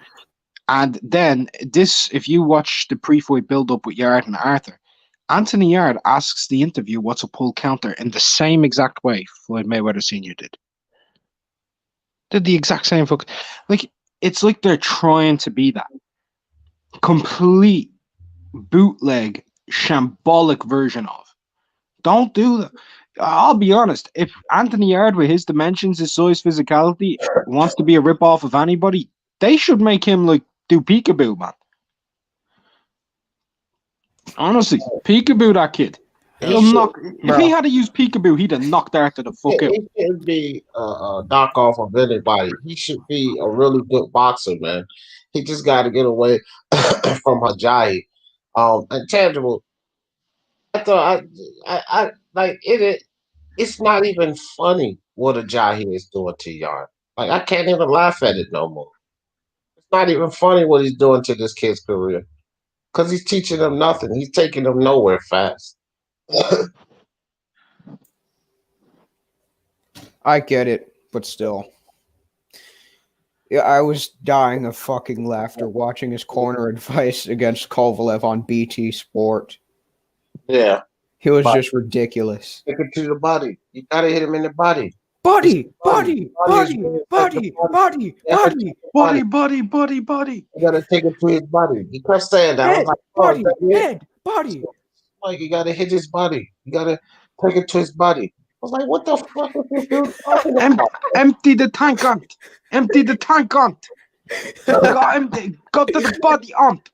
Empty the tank. Right. Speak it, believe it, become it. We don't get weak. What do? We get deep. Shut the fuck up. Like, like, how do you tell your guy in the 8th round, you got four rounds left, and you tell your guy in the 8th round, where you got four rounds after that, to empty the tank? Really, bro? Really? Let me just add this right quick before I forget, and we go back to that. I just wanted to make a statement. Errol Spence becoming a pay-per-view without fighting a legendary fighter to top his career off as a pay-per-view star is very, very great. A lot of people don't talk about that. He didn't need a legendary fighter to be a pay-per-view attraction, and he's creating his own legacy. So no, that's just something I wanted to say. Yeah, I don't, man. I think, hey, this whole the pay-per-views and that shit, it's all a part of the sports, but great accomplishment. Shout out to you, Punch, for bringing that to us. I don't give a shit, man. I really don't give it. That's just that's another obstacle and problem in our sport. That's how I look at that shit. That whole fucking pay-per-view numbers and all of that. And I know it matters for the stock and who's the A side and all of this garbage. But man, it's just a problem. That's another problem we don't fucking need, to tell you the truth. Spence, we knew he was going to sell good. We knew this fight was going to sell good. I did. I didn't have any reservations about the fight selling good, but to me, it's just who the fuck cares, bro? Get in the ring with the right guys. My idea with that punch, I know you heard me say this before, and that's why I'm like Teofimo head of the class right now, because you win the belts, you beat the right guys, and the money will follow.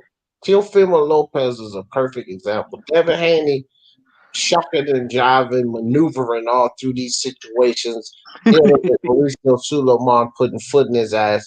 And okay, you get like $2.5 million here, a $2.5 million check there. Tell Teofimo Lopez do it the right way and getting a $10 million cash in with George Cambosa. Just do it the right way, and the money will follow, because you prepare yourself to stardom by collecting these trinkets, by beating the right guys. You put yourself in that position. So just beat the right guys. Forget all of this bouncing and doing all of this dumb shit. Letting Suleiman play with your career and all of these dumb moves. Just beat the right guys. You beat the right guys, the money gonna follow.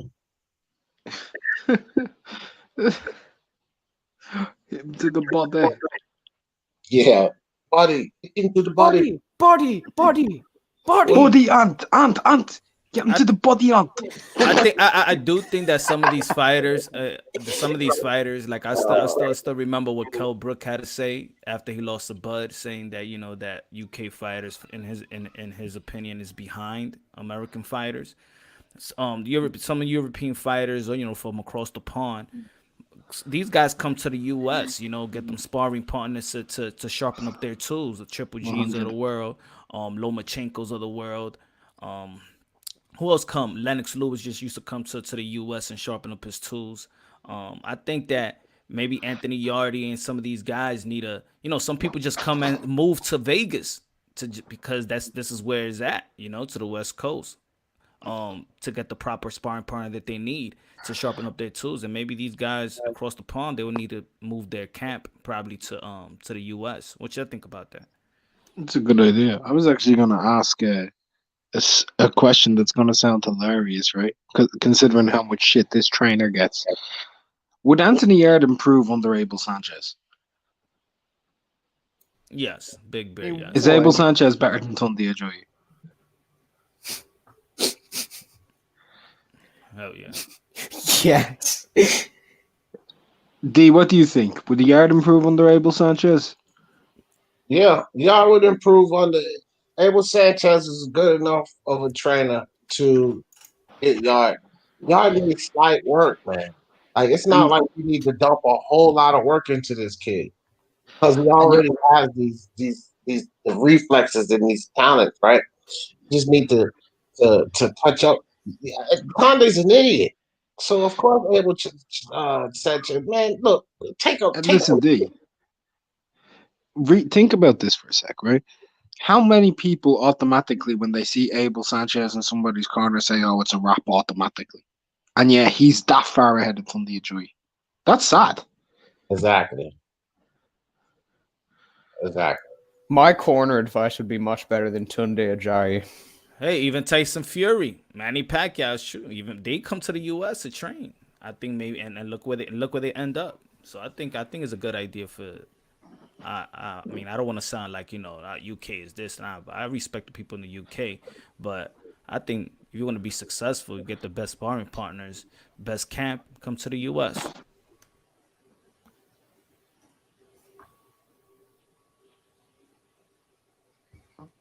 Body. And I think if maybe Danny he needed, I think Richardson, because Richardson sometimes be helping out Angel Garcia. Maybe he needed Richardson, but Rip to Richardson. Which Richardson? Yeah. Which one? Nassim Richardson. Nassim Richardson passed away. Yeah, that's what I'm saying. I said if he was here, Ripton or Nassim Richardson. Oh, okay. Because he used to be in the camp with Denis Garcia for the last 2 fights. Oh, he would have been a great trainer for Anthony Yarde. I mean, I can think of somebody I'd give to Anthony. I'd love Anthony Yarde to get rid of Tunde and go with James Ali Bashir. That's a great trainer right there. Yeah. Based in Europe as well. I just had a really fucking weird thought of Gennady Golovkin firing Jonathan Banks and hiring Tunde Ajayi. Oh my God. If Yarde leaves Tunde Ajayi, he's not working in boxing again.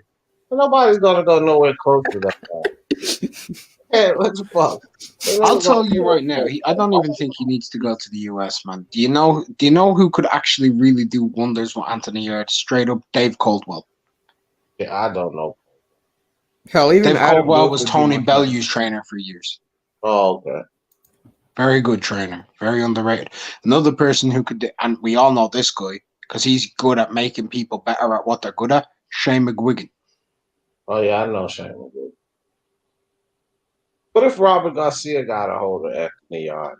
He'd give him head movement and a double jab. He'd automatically be better. I'm telling you. Robert got a hold of Anthony Yarde. He'll whoop somebody's ass. Like, man, look.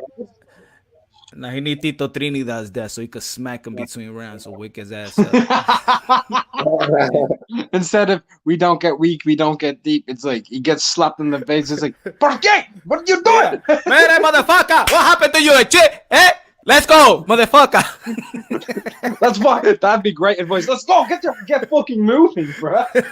Get your ass in gear. What the fuck you doing? Slap in the face, man. Slap the face off. He's going to sharpen up that left hook. Do you know who I would love to see in his corner? John Ruiz, Norman Stone. Stoney.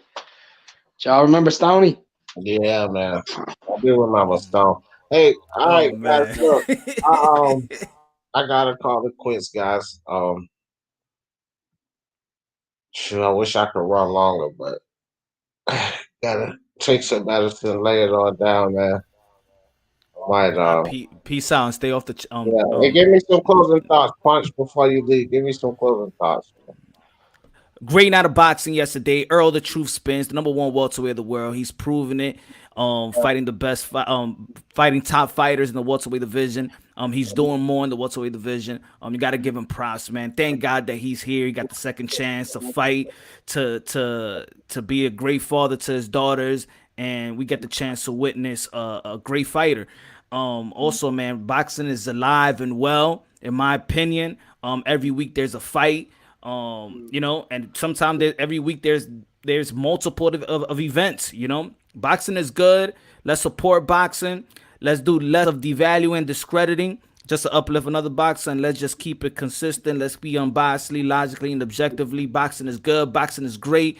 Thank you, God, and God bless you all. Peace out, Punch. Appreciate you coming through, fam.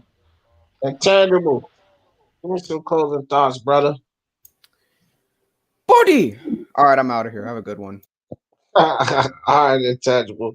Mark, Unrivaled Boxing Talk and News. Some closing thoughts, brother. Mark's closing thoughts are brought to you by Christian Dior Sauvage, Mark's favorite cologne. And I enjoyed the weekend overall. Somebody needs to put Tundi Ajoy on a rocket and fire him off to the moon, as Dee says.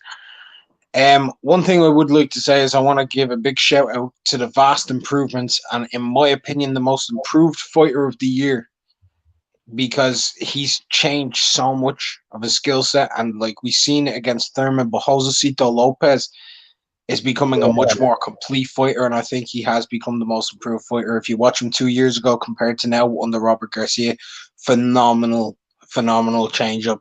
I think he's possibly putting himself into a top 15 area in the welterweight division again. I don't think he's a gatekeeper anymore. I think he's a problem. Not at championship level, but for others, other contenders, I wouldn't say, let's say Yordenis Ugas, I wouldn't feel confident on Ugas there. And let's roll on next week. We have the return of the greatest heavyweight in the world, according to many. We have Huey Fury returning to take on the Orange Chained Marius Vac. Let's get it, boys. Peace. Peace out, Mark. Appreciate you sliding through, fam. Well, everybody, that's another one down. I do hate to go so soon, but at the same time, guys, I gotta call it quits. I can't, go as long as I used to. But it's good to be back, man. Good to talk some boxing and, be around you guys.